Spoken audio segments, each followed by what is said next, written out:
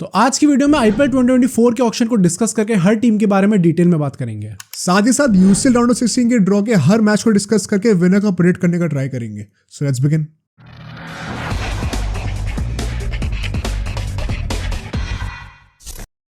तो यार जो ट्यूसडे आया है ये क्लियरली क्रिकेट की हिस्ट्री का one of the biggest days ever था। हाँ। बहुत ही मॉन्यूमेंटल डे था। एंड फुटबॉल का जो यूसीएल का ड्रॉ आया है वो एकदम कॉन्ट्री रहा है। एग्जैक्टली द पॉपुलर ओपिनियन ऐसा कि बहुत बोरिंग रहा है। तो दोनों चीज़ों को ना एकदम डिटेल में एनालाइज करेंगे हर एक पार्ट को एंड वील फिगर आउट कि क्या एक्चुअली में आईपीएल इतना हिस्टोरिक था और क्या एक्चुअली में यूसीएल इतना बोरिंग था। राइट। दोनों के नैरेटिव्स को चैलेंज करेंगे, फिर पता लगेंगे सही है कि गलत है। बट ऑफ कोर्स इस बार शुरू तो भाई आईपीएल से ही करना पड़ेगा बिकॉज बहुत ज़्यादा एक्साइटिंग चीज़ें हुई हैं। What were your first thoughts जब ये पूरा मतलब ऑफ कोर्स खत्म तो 8-9 बजे हुआ है बट मेन जो Initial ड्रामा था वो खत्म हो वो गया था। पहले के 3-4 घंटे में हो चुका था। राइट। क्या लग रहा था उस टाइम पे? आई थिंक स्टार्ट तो बड़ा एकदम नॉर्मल नोट पे हुआ था जैसे हर बार ऑक्शन स्टार्ट होता है। बट इस बार जो नरेटिव्स थे काफ़ी जो क्लब्स के अराउंड जैसे केकेआर में गंभीर आ चुका था एंड आरसीबी का हर बार देखना होता है कि क्या ड्रामा करने वाले हैं इस बार ये लोग। इस बार भी कर दिया काफ़ी ड्रामा इनने। तो like I was not much excited but कुछ स्पेसिफिक टीम्स को लेके मैं थोड़ा एक्साइटेड था। इन जनरल में बहुत ज़्यादा नहीं था भाई। मैं पर्सनली बहुत ज़्यादा एक्साइटेड था। ओके। मुझे लग रहा था कि कुछ ना कुछ बवाल तो हो ही सकता है एंड मेरे लिए ये ऑक्शन एकदम लिव अप करा है हाइप पे। नहीं करा तो है डेफिनेटली, मतलब डिलीवर करा है पूरा। जो स्क्रिप्ट लिखी गई है वो अलग लेवल की थी एंड एक इट मेक्स यू वंडर कि क्योंकि अब कई लोग कह रहे हैं मतलब ऐसे रूमर्स चल रहे थे कि अगले साल जो मेगा ऑक्शन होना था, मेगा ऑक्शन जिनको नहीं पता बेसिकली हर टीम सिर्फ 3-4 प्लेयर्स ही रिटेन कर सकती है, बाकी सारे प्लेयर्स जाते हैं, फिर दोबारा चेंज होती है पूरी टीम। वो मेगा ऑक्शन शायद अगले साल से होना था लेकिन हुआ ही नहीं करेगा। अब से इसी फॉर्मेट पे जाया करेंगे। डू यू थिंक सही चीज़ है? मतलब I am open to it because mini auction में अगर आपको इतनी बड़ी बिड्स मिल रही हैं और इतना ज़्यादा ड्रामा देखने को मिल रहा है प्लस वो ट्रेड विंडो वाला कॉन्सेप्ट भी आ चुका है तो maybe you would want to see कि भाई ऐसा हो रहा है तो मतलब कोई मसाले की कमी तो है नहीं व्यूअरशिप। अच्छा, ये मेगा ऑक्शन का मुझे कभी भी बहुत ज़्यादा समझ में आया नहीं क्योंकि मुझे लगता है कि आपने लिटरली पूरी फ्रेंचाइज की जो भी 3-4 प्लेयर को हटा के पूरा चेंज कर दिया। तो आई was not personally a big fan of that क्योंकि वो कंसिस्टेंसी देखने को नहीं मिलती। पर उसका पॉइंट ये है, उसका मेरिट ये है कि भाई अभी जैसे मान लो मुंबई और चेन्नई को ले लो, इनके पास इतने तगड़े प्लेयर्स रहे हैं हिस्टोरिकली। अगर ये लोग नहीं गिव अवे करेंगे वो प्लेयर्स तो इनकी हायरकी बन जाएगी। हाँ। तो ये फुटबॉल में हम लोग देखते हैं कि जो रिच क्लब्स हैं वो रिच होते जा रहे हैं, जो वीक हैं वो वीक होते जा रहे हैं। वो चीज़ अवॉइड करने के लिए हर किसी को एक क्लीन स्लेट पे लाने के लिए कि एकदम जीरो से स्टार्ट करो, आई थिंक वो चीज़ इंपॉर्टेंट है। ओके। ताकि उसका फ्यूचर हर क्लब को एक इक्वल अपॉर्चुनिटी मिले आगे जाके। वो अगर जिस दिन ये हट गया मेगा ऑक्शन उस दिन ये चीज़ भी हट जाएगी। फिर ये है कि भाई अपने 12-15 प्लेयर्स रिटेन कर लो, 3-4 जो है वो छोड़ दो जो लग रहे हैं फालतू के, और उसकी जगह पे और स्ट्रेंथन कर सकते हो स्क्वाड को तो कर लो। प्लेइंग 11 बेसिकली आपकी इंटैक्ट रहेगी। हाँ। तो वो हाँ लेगेसी पॉइंट ऑफ व्यू से तो सही है बट क्वेश्चन वही है ना कि यार फिर फेयर नहीं रहेगा। एक फेयर प्ले ग्राउंड सबके लिए वो मज़ा नहीं रहेगा। भाई आईपीएल हर साल इतना ज़्यादा टक्कर वाला क्यों होता है? हाँ। फुटबॉल की कोई लीग मतलब अगर 3-4 टीम भी आ जाएं तो लगता है कि भाई क्या रेस हो रही टाइटल की। यहाँ पे तो ऐसा होता है कि भाई एंड तक पता ही है कि एक ना एक तो नेट ऑन नेट पे जाएगा ही, फंसेगा ही फंसेगा। आई थिंक ये एक चीज़ फेवर में है आईपीएल के क्योंकि पहली बात तो सबका सेम बजट होता है ना, तो उससे ये चीज़ काफ़ी ज़्यादा मेंटेन हो जाती है कि सारी एकदम एक ही लेवल पे हैं। एंड देन आपके डिसीजंस कितना वाइजली आप उस चीज़ को स्पेंड करते हो उस पर डिपेंड करता है अल्टीमेटली कहाँ फिनिश करोगे। तो ये एक प्रूफ है आईपीएल का। तो हाँ, अगर ये मेगा ऑक्शन वाली चीज़ हटा देंगे तो मे बी इस चीज़ का जो इम्पैक्ट है वो थोड़ा कम हो जाएगा। But coming on to the auction now, क्या सरप्राइजेस थे तुम्हारे लिए? अच्छा, सबसे बड़ा सरप्राइज तो ऑब्वियसली मेरे लिए पैट कमिंस और स्टार्की थे अल्टीमेटली, जो सबसे महंगे जाते हैं। एट पैट कमिंस जब गया था भाई, अगर कोई प्लेयर 20 करोड़ तक जा रहा है, जिनको नहीं पता 20.75 में बिका, right?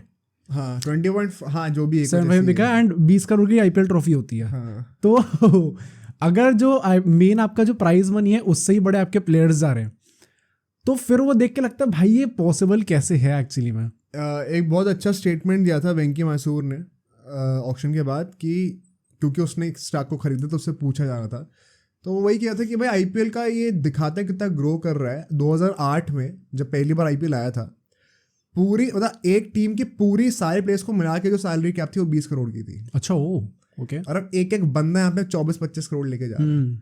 Just goes on to show कि 15 सालों में कितना ग्रो कर गया IPL। राइट। बट मतलब do you have any other specific names? मुझे लगता है कि जो स्टार्क वाली चीज़ हुई, पहली बात तो मैं हमेशा ये सोचता था कि अगर कोहली आ जाता है बाई चांस ऑक्शन के अंदर तो he will obviously be the highest paid player ever.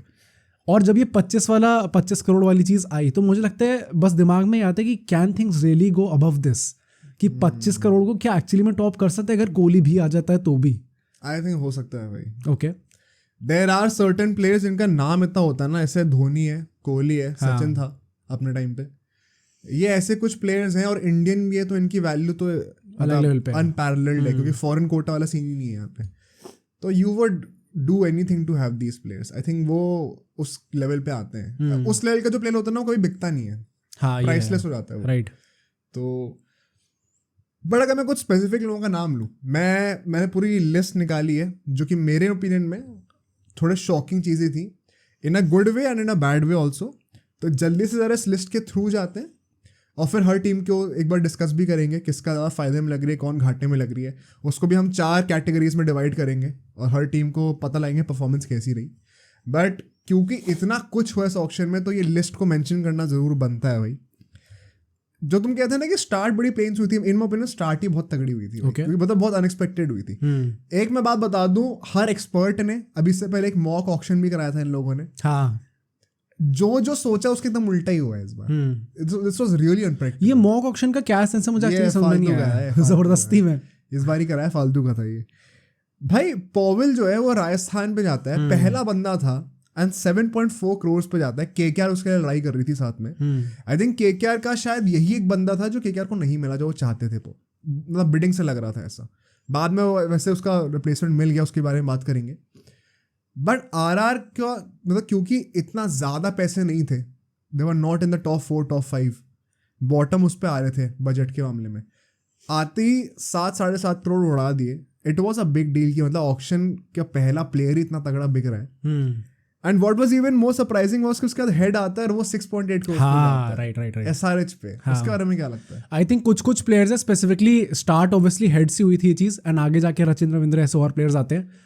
But head जब गया था आई वॉज थिंकिंग कि मोस्टली सारी फ्रेंचाइज एक तो लगी होंगी, पर सरप्राइजिंगली बहुत सारी फ्रेंचाइज थी नहीं हेड के पीछे। And maybe that was because कि वो ओपनिंग पर मोस्टली सब फ्रेंचाइज का सेट था। पर मैं जेन्युइनली शॉक्ड हूं भाई, क्यों नहीं थे पीछे। मतलब मैं केकेआर के लिए हाँ वरी सरप्राइज कि केकेआर नहीं गई थी उसके पीछे। मतलब मैं वही देखो, अभी केकेआर के परफॉर्मेंस पे आएंगे, बट हाँ मतलब मैं सब से केकेआर ने ट्राई भी नहीं करा। Okay. And not just KKR, क्योंकि ट्रैविस हेड ऐसा बंदा जो कि अभी कोई भी टीम चाहेगी लेने के लिए। एसआरएच को लिटरली कंपटीशन ही नहीं मिला, हैक मिल गया बेसिकली, ये हैक था। तो मतलब ट्रैविस हेड का तो भाई, क्योंकि इस बार ऐसा हमें देखने को मिला है कि कुछ प्लेयर्स जिनका नाम भी नहीं है वो 10-10 करोड़ पे जा रहे हैं, और कुछ जिनका बहुत नाम है, जिनका बहुत एक्सपीरियंस है, वो 2-3 करोड़ में गए। तो वो पैरिटी इतनी ज्यादा है ना कि उसका कोई लॉजिक एक्सप्लेनेशन है। वो मार्केट फोर्सेस है, पूरी मार्केट फोर्स है। पता नहीं क्या ये अजीब ही है भाई। हैरी ब्रूक आता है दिल्ली कैपिटल्स में 4 करोड़ में, और कई लोगों ने इसको टर्म करा है कि ये बार्गेन है बहुत बड़ा एक। भाई जैसी लास्ट सीजन हमने परफॉर्मेंस देखी थी, सबको पता चल गया था कि ओवर प्राइस्ड है बहुत ज्यादा। तो आई थिंक अब एकदम नॉर्मल अपने टैग पे आ चुका है जिस पे रहना चाहिए था। मेरा भी पर्सनल ओपिनियन वही है कि चलो पिछले साल की परफॉर्मेंस हटा भी दो, I am sure experience improve करेगा। Point is he still has his doubts in Indian conditions, first. Second, English कोई भी प्लेयर है ना, इंग्लैंड का कोई भी प्लेयर है, कभी भरोसा नहीं कर सकते तुम कि वो पूरा टूर्नामेंट खेलेगा कि नहीं खेलेगा। तो आई थिंक 4 करोड़ बार्गेन नहीं है ना, बहुत ज़्यादा भी पे करा है, जितना होना चाहिए था उतना ही पे करा है। ओके। तो अगर डीसी फैंस को ऐसा लग रहा है कि हमें बहुत सस्ते मिल गया, भाई वो चूना लगा के चला जाएगा, पता भी नहीं चलेगा तुम्हें। बोल देगा मुझे कंट्री के लिए खेलना है, कोई क्वेश्चन नहीं कर सकता उस चीज़ को। सो जितनी उसकी अवेलेबिलिटी होगी, और ये सिर्फ इस सीजन की नहीं है, 5 साल का सोचो ना। अभी उसकी एज ही कितनी, अर्ली 20s में ही तो है, राइट। अर्ली 20 जो भी है 20s में ही है बेसिकली। 5 साल का सोचोगे अगर तुम, हर साल तुम्हें लग रहा है कि वो अवेलेबल होने वाला है आईपीएल खेलने के लिए, ऐसा नहीं है, नहीं होगा। हाँ। तो ऐसा नहीं कि 4 करोड़ में बहुत बार्गेन मिल गया। मूविंग ऑन भाई, शुभम दुबे, ऐसे 2-3 अनकैप्ड प्लेयर्स हैं जिनके बारे में मैंने भी बहुत ज़्यादा नहीं सुना था, but through the auction I got to know them better also. Shubham Dubey हमारे जो है 5.8 करोड़ में वंस अगेन राजस्थान की तरफ जाते हैं। राजस्थान ने शुभम दुबे और पॉवेल में ही मतलब फूक दिया था पूरा बजट। राइट। एंड मतलब इवन फिर कैलकुलेट 12 करोड़ से आओ तो इन दोनों पे ही लग गए 12-13 करोड़। सो अब राजस्थान की परफॉर्मेंस इससे अफेक्ट तो हुई है फॉर श्योर, बट एक अंडरडॉग स्टोरी के पॉइंट ऑफ व्यू से देखा जाए तो भाई बढ़िया, मतलब मेंशन तो बनता है बंदे का। राजस्थान का हाँ। या फिर इसका नहीं, शुभम दुबे का? of course। अच्छा, शुभम दुबे को मैंने जब मैं देखा था मैंने उससे कंफ्यूज कर लिया था शिवम दुबे से वो तो मुझे लगा भाई साहब इसको बेच दिया।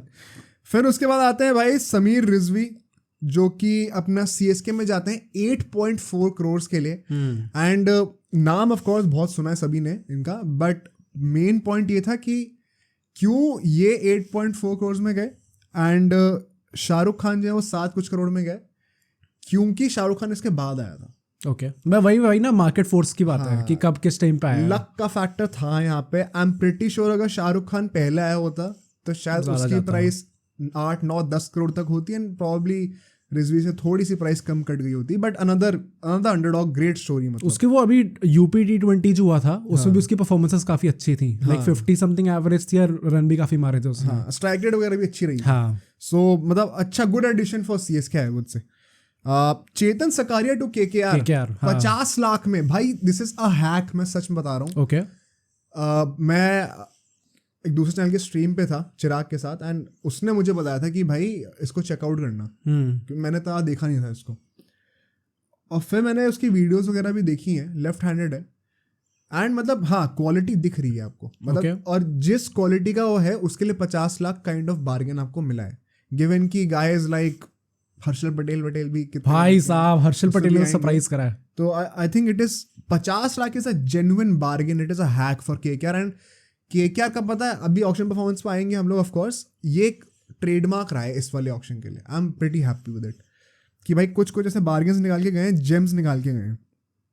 Moving on, Alzarri Joseph RCB 11.5 crore. भाई इसके बारे में क्या सोचना है? अच्छा वैसे अभी हेजलवुड ने जाने दिया था एंड हेजलवुड बाय द वे अभी किसी ने लिया ना, अनसोल्ड गया है। वो आई थिंक इसलिए रहा है क्योंकि आधा सीजन मिस करने वाला है। But Alzarri Joseph I guess he is a replacement for अपना Hazlewood.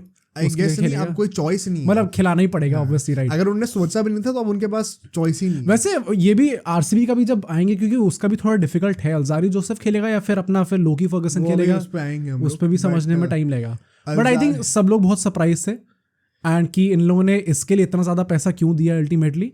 And again it was just one of those RCB decisions भाई। और इस पे और गुड़ गोबर करिए, यश दयाल को 5 करोड़ दिखे, राइट। मतलब तुम क्या सोच रहे थे भाई। एक स्पॉइलर अभी से देता हूँ, आरसीबी की मैं थोड़ी बैंड बजाऊंगा। Worst auction performance, one of the worst auction performances I have ever seen of all time. Crazy, इतना गंदा परफॉर्मेंस दी इन लोगों ने। जो एक चीज इनको गलत नहीं करनी थी ना, वही चीज गलत कर दी ऑक्शन में आके। अब वो क्या है वो डिस्कस करेंगे, but this was quite shameful business from RCB for sure. उसके बाद शिवम मावी जाते हैं एलएसजी 6.4 करोड़ के लिए। ये मैंने बिल्कुल एक्सपेक्ट नहीं किया था पर्सनली। मुझे लगा था कि काफ़ी चीपर प्राइस पे शिवम मावी को कोई क्लब मिल सकता है, बट 6.4 करोड़ पे ऑल्सो गिवन द फैक्ट कि कमलेश नागरकोटी जो कि इसके साथ ही खेलता था अंडर 19 में, वो अनसोल्ड गया भाई, राइट। तो करियर्स कहाँ पे स्टार्ट हुए थे, केकेआर में आए थे एक साथ, और कितने एक्सपेक्टेशंस थी एंड फिर अनफॉर्चुनेटली एक बंदा थोड़ा डिरेल हो रहा है एंड शिवम मावी को एक न्यू लाइफ मिली है, to be very honest, because last season की परफॉर्मेंस देखी जाए कुछ खास थी नहीं। 6.4 crore is genuinely good for him भाई। Let's hope that he lives up to it. इसके बाद अगर हम लोग बात करें मधुशंका एंड कोएट्जी की, भाई मुंबई 4.6 करोड़ और 5 करोड़ ईच। मुंबई को मतलब 10 करोड़ के अंदर ये दोनों पेसर मिल गए, राइट। इसके बारे में क्या सोचना? आई थिंक एमआई ने बहुत अच्छा बिजनेस किया है, प्रॉब्ली वन ऑफ द, ये स्टील है भाई, स्टील तो है, बट इन जनरल भी जो उन्होंने पूरा अपनी विंडो निकाली है, ये वाली अपनी क्या कहते हैं ऑक्शन वाली, आई थिंक जेन्युइनली बहुत अच्छी परफॉर्मेंस रही है एमआई की एंड ऑब्वियसली सीएसके की भी, गिवन द फैक्ट कि सिर्फ 15-16 करोड़ थे इनके पास, राइट। उसमें इतना तगड़ा बिजनेस करके दे दिया। आरसीबी वालों कुछ सीख लो भाई, दिससे भाई मुंबई का मानना पड़ेगा भाई। मतलब जो I kind of also wonder कि बाकी टीम्स क्या सो रही होती है। आरसीबी तो मुझे जेन्युइनली लगा था सो रही थी, कोई भी जो बड़ा नाम आ रहा है उस पर कुछ ध्यान ही नहीं, और जैसे ही कोई छोटा नाम आया उस पर पैसे फेंकने को रेडी है। हाँ नहीं क्या सोच रहे थे यार, मतलब but this was great business from Mumbai Indians. मतलब ये मैं लेजेंड वैल्यू फॉर मनी बता रहा हूँ आपको। हाँ। उसके बाद नुवान थुसारा करके एक है श्रीलंकनी, वो आते हैं मुंबई इंडियंस में 4.8 करोड़ के लिए। मुझे पहले लगा कि इतना ज़्यादा क्यों हो रही है, इसके लिए इतने बिडिंग क्यों हो रही है, बट फिर मैंने जहीर खान के इंटरव्यू सुना एंड खुद भी देखा जाके, बेसिकली उसका एक्शन वही है जो मलिंगा का है। He is kind of touted as a potential next Malinga, okay Pathirana जैसे बोला जा रहा है। तो वो एक्स फैक्टर की वजह से लिया गया। एंड जहीर खान ने तो यहाँ तक बोल दिया कि he is the next big thing in cricket, so watch out for him. So अगर इतना बड़ा लेजेंड इतने बड़े शब्द यूज कर रहा है किसी के लिए, तो आई अज्यूम कि भाई अच्छा ही बात तो होगी भाई कुछ। We'll trust his word on that. Moving on, Kartik Tyagi Gujarat Titans में जाते हैं सिर्फ 60 lakhs में। ये भी बहुत बड़ा हैक है, जैसे चेतन सकारिया थे। ओके बहुत बड़ा हैक है ये। एंड वही once again I fail to understand कि शिवम मावी भी ले लो तुम, यश दयाल ले लो तुम, उमेश यादव ले लो तुम। उमेश यादव चलो फिर भी भाई बहुत एक्सपीरियंस खिलाड़ी है। ये लोग इतने बड़े बड़े प्राइस पे गए हैं, 5-5, 6-6 करोड़, एंड ये 60 लाख में गए।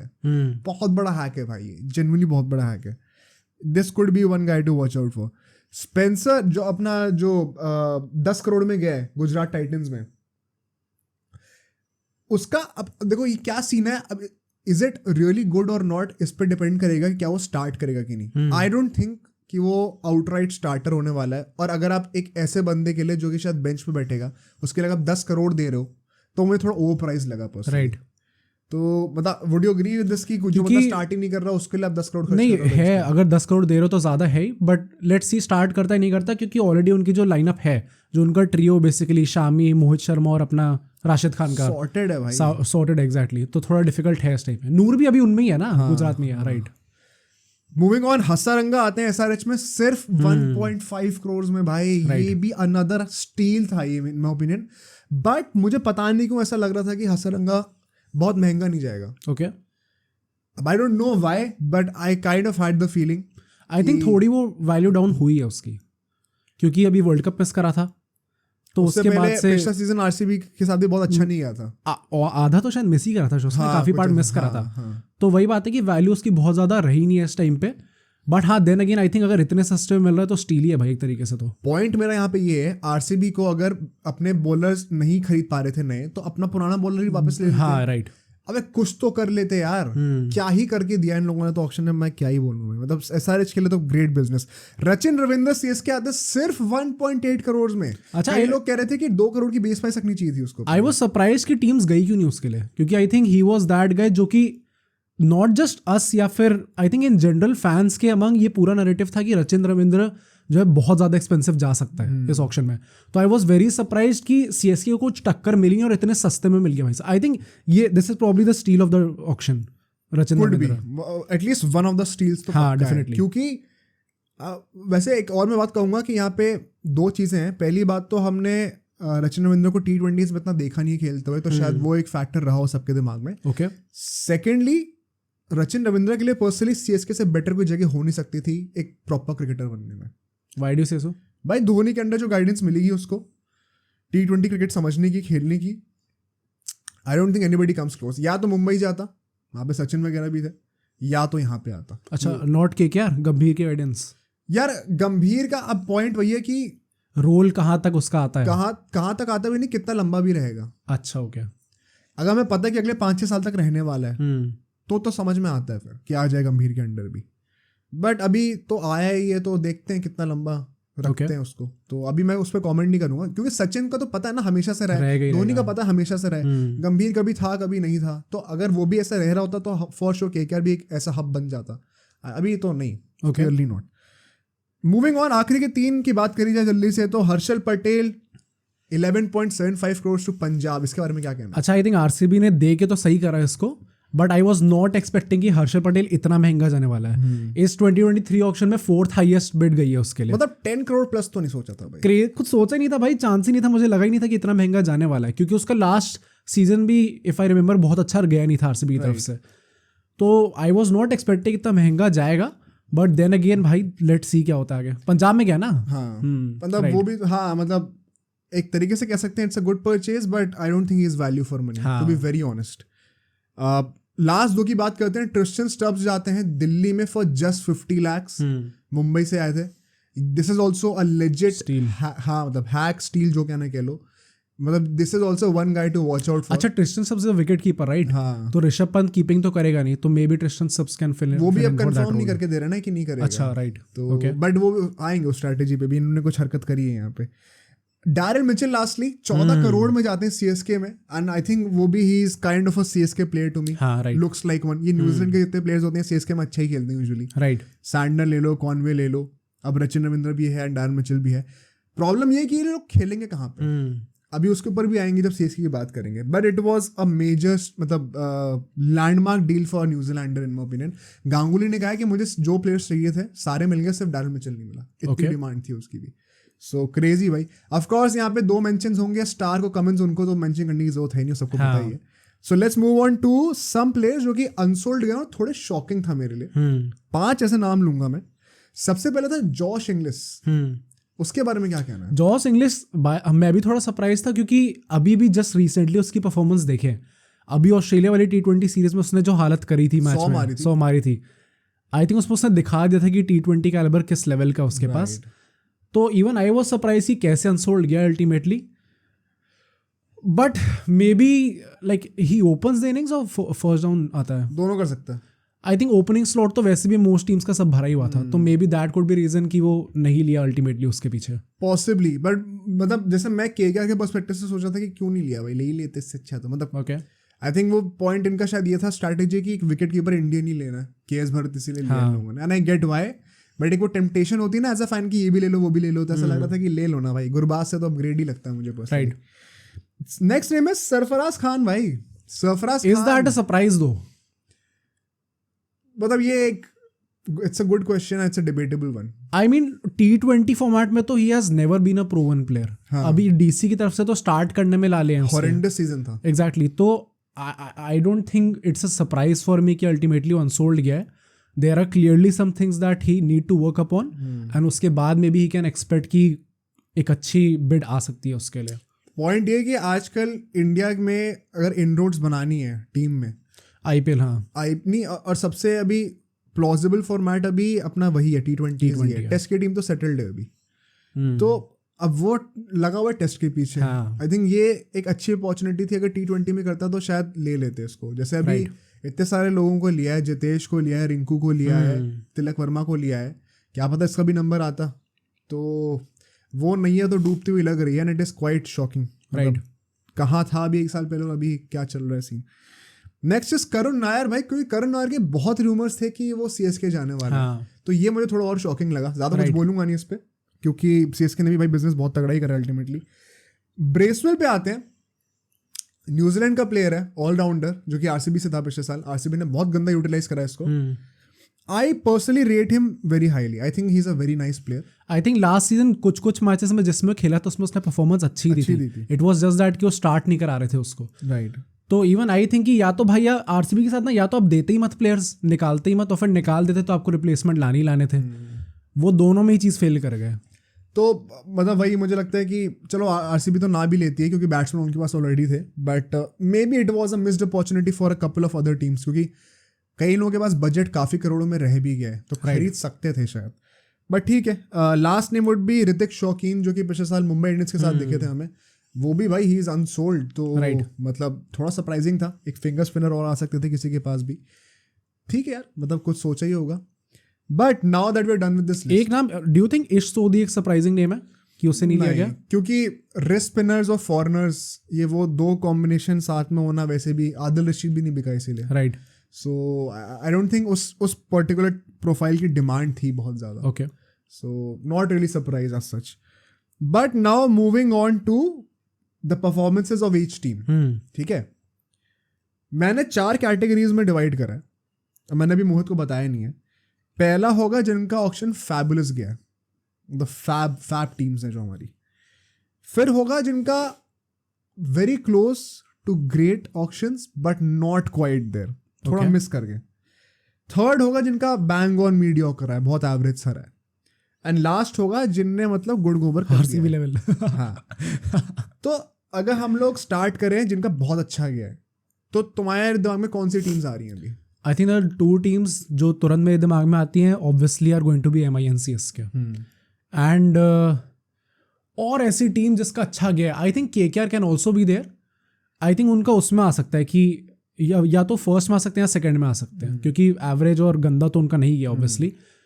But still I would keep them in the first bracket only. तो मैं केकेआर, आरसीबी और एमआई को, केकेआर मुंबई और सीएसके कहूंगा. मैंने यहाँ पे केकेआर और एसआरएच को भी रखा है. ओके. एंड एसआरएच के लिए मैं था कि मैं क्या इसको सेकंड कैटेगरी में रखूँ या फर्स्ट में. वो ऐसा क्यों, अब हम डिस्कस करते हैं. ओके, ठीक है. Let's start with CSK first. If you take out the squad, पहले तो मैं बता देता हूँ कि क्या क्या इन लोगों ने बेसिकली प्लेयर्स खरीदे हैं, and then we'll have a discussion कि क्या ये परचेजेस अच्छे थे इस टीम के लिए कि नहीं.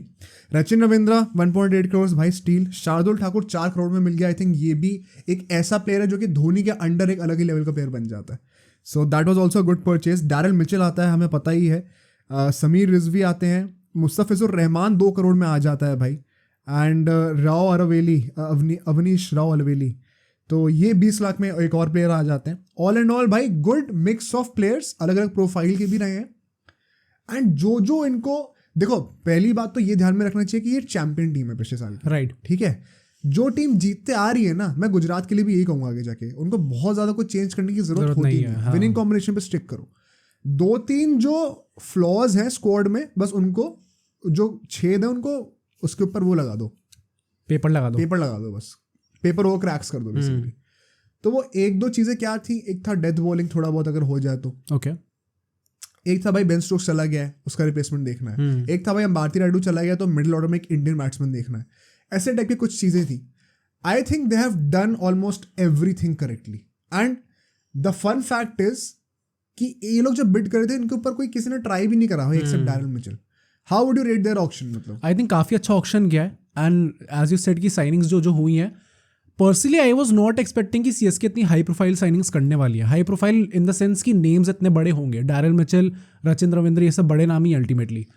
तो मुझे लगा नहीं था, क्योंकि आई रिमेंबर हम लोग ऑक्शन से पहले हमने पॉडकास्ट निकाली थी, उस पर भी हम लोग यही सोच रहे थे कि सीएसके थोड़ा एक साइलेंट ऑक्शन जाने वाला है इनका. साइलेंटली इनका ब्रिलियंट ऑक्शन जाएगा. इसके बेसिकली इन माय ओपिनियन ऐसी टीम थी जो कि पहले से सेटल्ड थी. हाँ. और ये मस्ती करने आ रहे थे ऑक्शन में. इनको ऐसा कोई जरूरत थी नहीं. और इन्हें मस्ती कर ही गए. जो लेना था वो ले भी लिया. हाँ, राइट. जिनको रुलाना था वो रुला भी दिया. राइट. तो अगर हम लोग स्क्वाड की बात करें, बिकॉज इनका प्लेइंग 11 जो हमने लास्ट सीजन देखा था, अगर बेन स्टोक्स को तुम हटा दो वहां से, now we have Daryl Mitchell for him. वो भी वो बॉलिंग करता है, बैटिंग कर लेता है. मिथ सैंडर कह रहा हूँ अपना, रचिन रविंद्र आ गया है, वो भी दोनों करता है. And he could be a potential long term replacement to Moin Ali also. Right. Although वो हाथों का फर्क है, लेफ्ट आर्म और राइट आर्म का, बट बैटिंग और ऑस्पिन बेसिकली डालना, दोनों का सेम प्रोफाइल है. आई थिंक यहाँ पे इनके पास एक लग्जरी है. क्योंकि मैं आपको एक बात बताऊं, रचिन रविंद्र 1.8 करोड़ में आया है, इसका एक रीजन भी है. He will not be a sure shot starter. Okay. He will not start every game. Conditions पे डिपेंड करेगा और दूसरी टीम पे डिपेंड करेगा उसमें कितने राइटी बैट्समैन है, कितने लेफ्टी बैट्समैन है. ज़्यादा राइटी बैट्समैन है तो रचिन रविंद्र स्टार्ट कर सकता है, ज़्यादा लेफ्टी बैट्समैन है तो मोइन अली स्टार्ट कर सकता है. बॉल बेसिकली टर्न करके अवे करानी है. Okay. End of course conditions पे डिपेंड करता है. अगर हम ईडन गार्डन्स में खेलने वाले हैं और अगर वर्ल्ड कप जैसी पिच आ रही है तो मे बी दोनों साथ में खिला दो, depending on the combination. Point is कि यहाँ पे even Daryl Mitchell, I don't think ये जो दोनों बंदे लिए हैं ये शोर शॉट स्टार्टर्स हैं. ये सारे सरप्लस हैं. इस टाइम पे फॉरनर्स इतने हैं वैसे भी, और क्वालिटी फॉरनर्स है जितने भी हैं, तो आई थिंक वो थोड़ा कंपटीशन हो गई सबके बीच में कि किसको स्टार्ट करना है, किसको बैठना है. मतलब तुम ऐसे सोचो ना, पथिनाना स्टार्ट करेगा ही करेगा. हाँ. एक तो डेथ बॉलर चाहिए था इनको. थीक्षाना और सैंडर में से एटलीस्ट एक बंदा स्टार्ट करेगा स्पिन डिपार्टमेंट में. 2 तो ये हो ही गए. अगर आप अब ऐसे कह लो कि मान लो मोइन अली को स्टार्ट नहीं भी कराना तो चलो रचिन रविंद्र कर लेगा. अब तुम डैरल मिचेल को भी स्टार्ट करा तो फिर तुम्हें और भी लोगों को सैक्रिफाइस करना पड़ेगा. कॉनवे का क्या होगा फिर? कॉनवे तो करना ही करना है. राइट. सो ये तो फॉर श्योर गिवन है कि ये दोनों प्लेयर्स हर मैच स्टार्ट नहीं करने वाले. ये एक ब्यूटी भी है इस ऑक्शन की फॉर सीएसके कि भाई इनके इतने तगड़ी बेंच स्ट्रेंथ है कि ऐसे ऐसे प्लेयर्स इनके पास बेंच पे रेडी हैं जब बोलना चाहो. एंड यहाँ पे ना बेंच पे जो प्लेयर्स होते हैं तो उनको कैप्टन को अच्छे से बोल के चलना पड़ता है कि भाई टेंशन मत लो, तुम्हारा मौका आएगा, रेडी रहो. मैन मैनेजमेंट बहुत इंपॉर्टेंट होती है उसमें. धोनी से बेटर कौन है? I think they have hit the nail in the coffin, एकदम एग्जैक्ट. बहुत ही बढ़िया लाइनअप लग रही है मुझे यहाँ पर. अंबाती रायडू का भी एक replacement kind of Daryl Mitchell हो सकता है मिडिल ऑर्डर में. Of course you will have to sacrifice one foreign player, but वो स्लॉट में हमें खेलता हुआ देख सकते हैं इसको. एंड अजिंक्य रहाणे पे मुझे लगता है कि सवाल आएगा कि क्या वो खेलेगा कि नहीं खेलेगा. राइट. क्योंकि रचिन रविंद्र टॉप ऑर्डर का बैट्समैन है, फिर शिवम दुबे को भी ऊपर बैटिंग करनी होगी. अजिंक्य रहाणे जैसे ही नंबर 4 के नीचे जाएगा तो इनफेक्टिव होना शुरू हो जाता है. ऑल्दो लास्ट सीजन जैसे उसने खेला था, अगर वो वैसे ही फॉर्म कंटिन्यू करता है, can we really bench him उसके हिसाब से जैसा खेल रहा था वो? तो पॉइंट वही है ना यार कि फर्क भी तो हो गया है, मतलब 1 साल का फर्क हो गया है ना, and maybe you could use him as an impact player, who knows, right, उसका भी तो ऑप्शन है। So of course he will get a few chances, but अगर परफॉर्म नहीं कर रहा होगा तो मेरा कहने का मतलब ये है कि सीएसके के पास काफ़ी लोग हैं देखने के लिए, अल्टीमेट बेंच स्ट्रेंथ है सीएसके के पास। तो आई थिंक सीएसके ने तो भाई मजे दिला दी यहाँ पे, सीएसके की तो पार्टी हो चुकी है पूरी। शार्दुल ठाकुर भी भाई इज अ ग्रेट स्टील, मतलब मुझे लगता है कि एक ऐसा बंदा है जो कि दीपक चहर का भी रिप्लेसमेंट बन सकता है अगर दीपक चहर का कुछ फिटनेस इश्यूज होते हैं। Mustafizur Rahman another death bowler जो कि पथी राणा को रिप्लेस कर सकता है या फिर साथ में खेल सकता है, व्हाटएवर। मतलब तुम ऐसे समझ रहे हो, पेसर्स में 2-3 फॉरेन ऑप्शन है, स्पिनर्स में 2-3 फॉरेन ऑप्शन है, 2 टीम बना सकते हैं लोग। 2 तो चलो ज़्यादा हो गया, बट हाँ मतलब you get word I mean. बहुत अच्छी चल रही है इनकी लाइनअप भाई, इनका बहुत अच्छा गया personally. Now moving on to Mumbai के बारे में क्या कहना है? आई थिंक मुंबई ने भी इक्वली गुड उनका गया है। पैसे एज यू सेड की पर्स में ज़्यादा थे नहीं इनके पास, बट उसी पैसे को जिस तरीके से इन लोगों ने इम्प्लीमेंट किया है, दे काइंड ऑफ शोड कि क्यों ये भी उसी लेवल पे हैं जिस लेवल पे चेन्नई है। मतलब मैं अबे जल्दी से वो बताता हूँ आपको। कोएत्जी गया 5 करोड़ में, मधुशंकर 4.6, श्रेयस गोपाल भाई 20 लाख में, this was a steel also. और ये मतलब आरसीबी को अपना मतलब माथा मारो, पीटना, हाँ चाटा मारो भाई अपने आप को। तुमने ट्राई भी नहीं करा भाई, बेस प्राइस पे दे दिया। Nobody in that stadium, mini stadium जो भी था, nobody tried to counter Mumbai Indians. मुझे एक टाइम पे तो ऐसा लग रहा था भाई तुम प्राइस बढ़ाने के लिए कर दो यार। हाँ, जो कि दिल्ली कैपिटल्स ने बहुत करा है quite frankly. But Shreyas Gopal for 20 lakhs is a genuine steal. Thushara is one for the future, जैसे कि हमने कहा था, जहीर खान ने भी मेंशन करा है। नमन धीर आए हैं यहाँ पे, अंशुल कंबोज आए हैं, मोहम्मद नबी 1.5 करोड़ में आ गया। अब मैं थोड़ा सरप्राइज था कि क्यों लिया है। अच्छा, आई थिंक थोड़ा वैसा सीन है नबी के साथ कि थोड़ा एक्सपीरियंस प्लेयर है, तो मे बी लाइक कभी स्टार्ट करेगा कभी नहीं करेगा, एंड आगे जाके लाइक नबी काफी एजेड है ना इस टाइम पे। मेरे ओपिनियन आई थिंक वो बॉलिंग उसमें ही चला जाएगा। आई थिंक मेरे ओपिनियन में थोड़ा ओवररेटेड हो गया अब। ओके, क्योंकि अब उसमें वो स्किल नहीं रहा जो एक टाइम पे हुआ करता था, एंड वो ऑलराउंडर है बेसिकली, राइट। इम्पैक्ट प्लेयर के बाद ऑलराउंडर्स का रोल कम हो गया। अगर मैं उसको सिर्फ एज एन ऑफ स्पिनर देखूं, क्या वो टीम में स्टार्ट कर सकता है सिर्फ अपनी बॉलिंग के बेसिस पे? I think no. सिर्फ एज अ बैट्समैन स्टार्ट कर सकता है? I think no. Okay, problem ये है। तो ये मुझे लगता है बस लेने के लिए ले लिया है कि स्पिन में थोड़ी सी डेप्थ रहे, क्योंकि सारे लेग स्पिनर्स नहीं होने चाहिए, कोई फिंगर स्पिनर भी होना चाहिए। आई थिंक वो पर्पस है। एंड भाई 15 करोड़ में इतना कुछ ले लिया तो यू कैन नॉट मतलब आर्ग्यू विद देम भाई। कुछ आ रहा है सरप्लस तो क्या ही प्रॉब्लम है। पॉइंट पता है यहाँ पे क्या है? What was the craziest thing to me? अगर मैं इनके स्क्वाड पे जाऊं, ठीक है, इनके पास इंडियन प्लेयर्स ना सीएसके से भी बेटर है भाई। मतलब इनका जो इंडियन कोर है, ये चाहे तो ये 4 फॉरेन प्लेयर्स को शायद स्टार्ट भी नहीं कराएंगे। ये 9 प्लेयर्स 8 प्लेयर्स इंडियन ही रखेंगे, और फिर भी इनकी टीम शायद प्रॉब्ली द बेस्ट है on paper at least, along with maybe CSK. This is some crazy investment in Indian talent जो कि इनको इतना फायदा दे रहा है आज के डेट में। राइट। हार्दिक पांड्या के आने से वो कैमरन ग्रीन का भी रिप्लेसमेंट हो गया, तो एक फॉरेन की जगह एक इंडियन आ गया। बेसिकली अगर आप सोचें, रोहित और ईशान किशन ओपनिंग करेंगे, सूर्य कुमार यादव 1 डाउन, तिलक वर्मा 2 डाउन आएगा, हार्दिक पांड्या 3 डाउन आ जाएगा। राइट। 4 डाउन पे इनका चलो टिम डेविड को रख लो तुम, 5 डाउन पे मान लो नेहल वधीरा भी आ रहा है, तो 7 में से सिर्फ एक ही फॉरेन है अभी तक, ठीक है। अब इसके बाद फिर नंबर 8 पे कोएट्जी को ला सकते हो तुम, फिर बुमराह को ले आओ, पीयूष चावला को ले आओ चाहो तो, बेरेंडोफ भी आ सकता है, बेरेंडोफ आ जाए।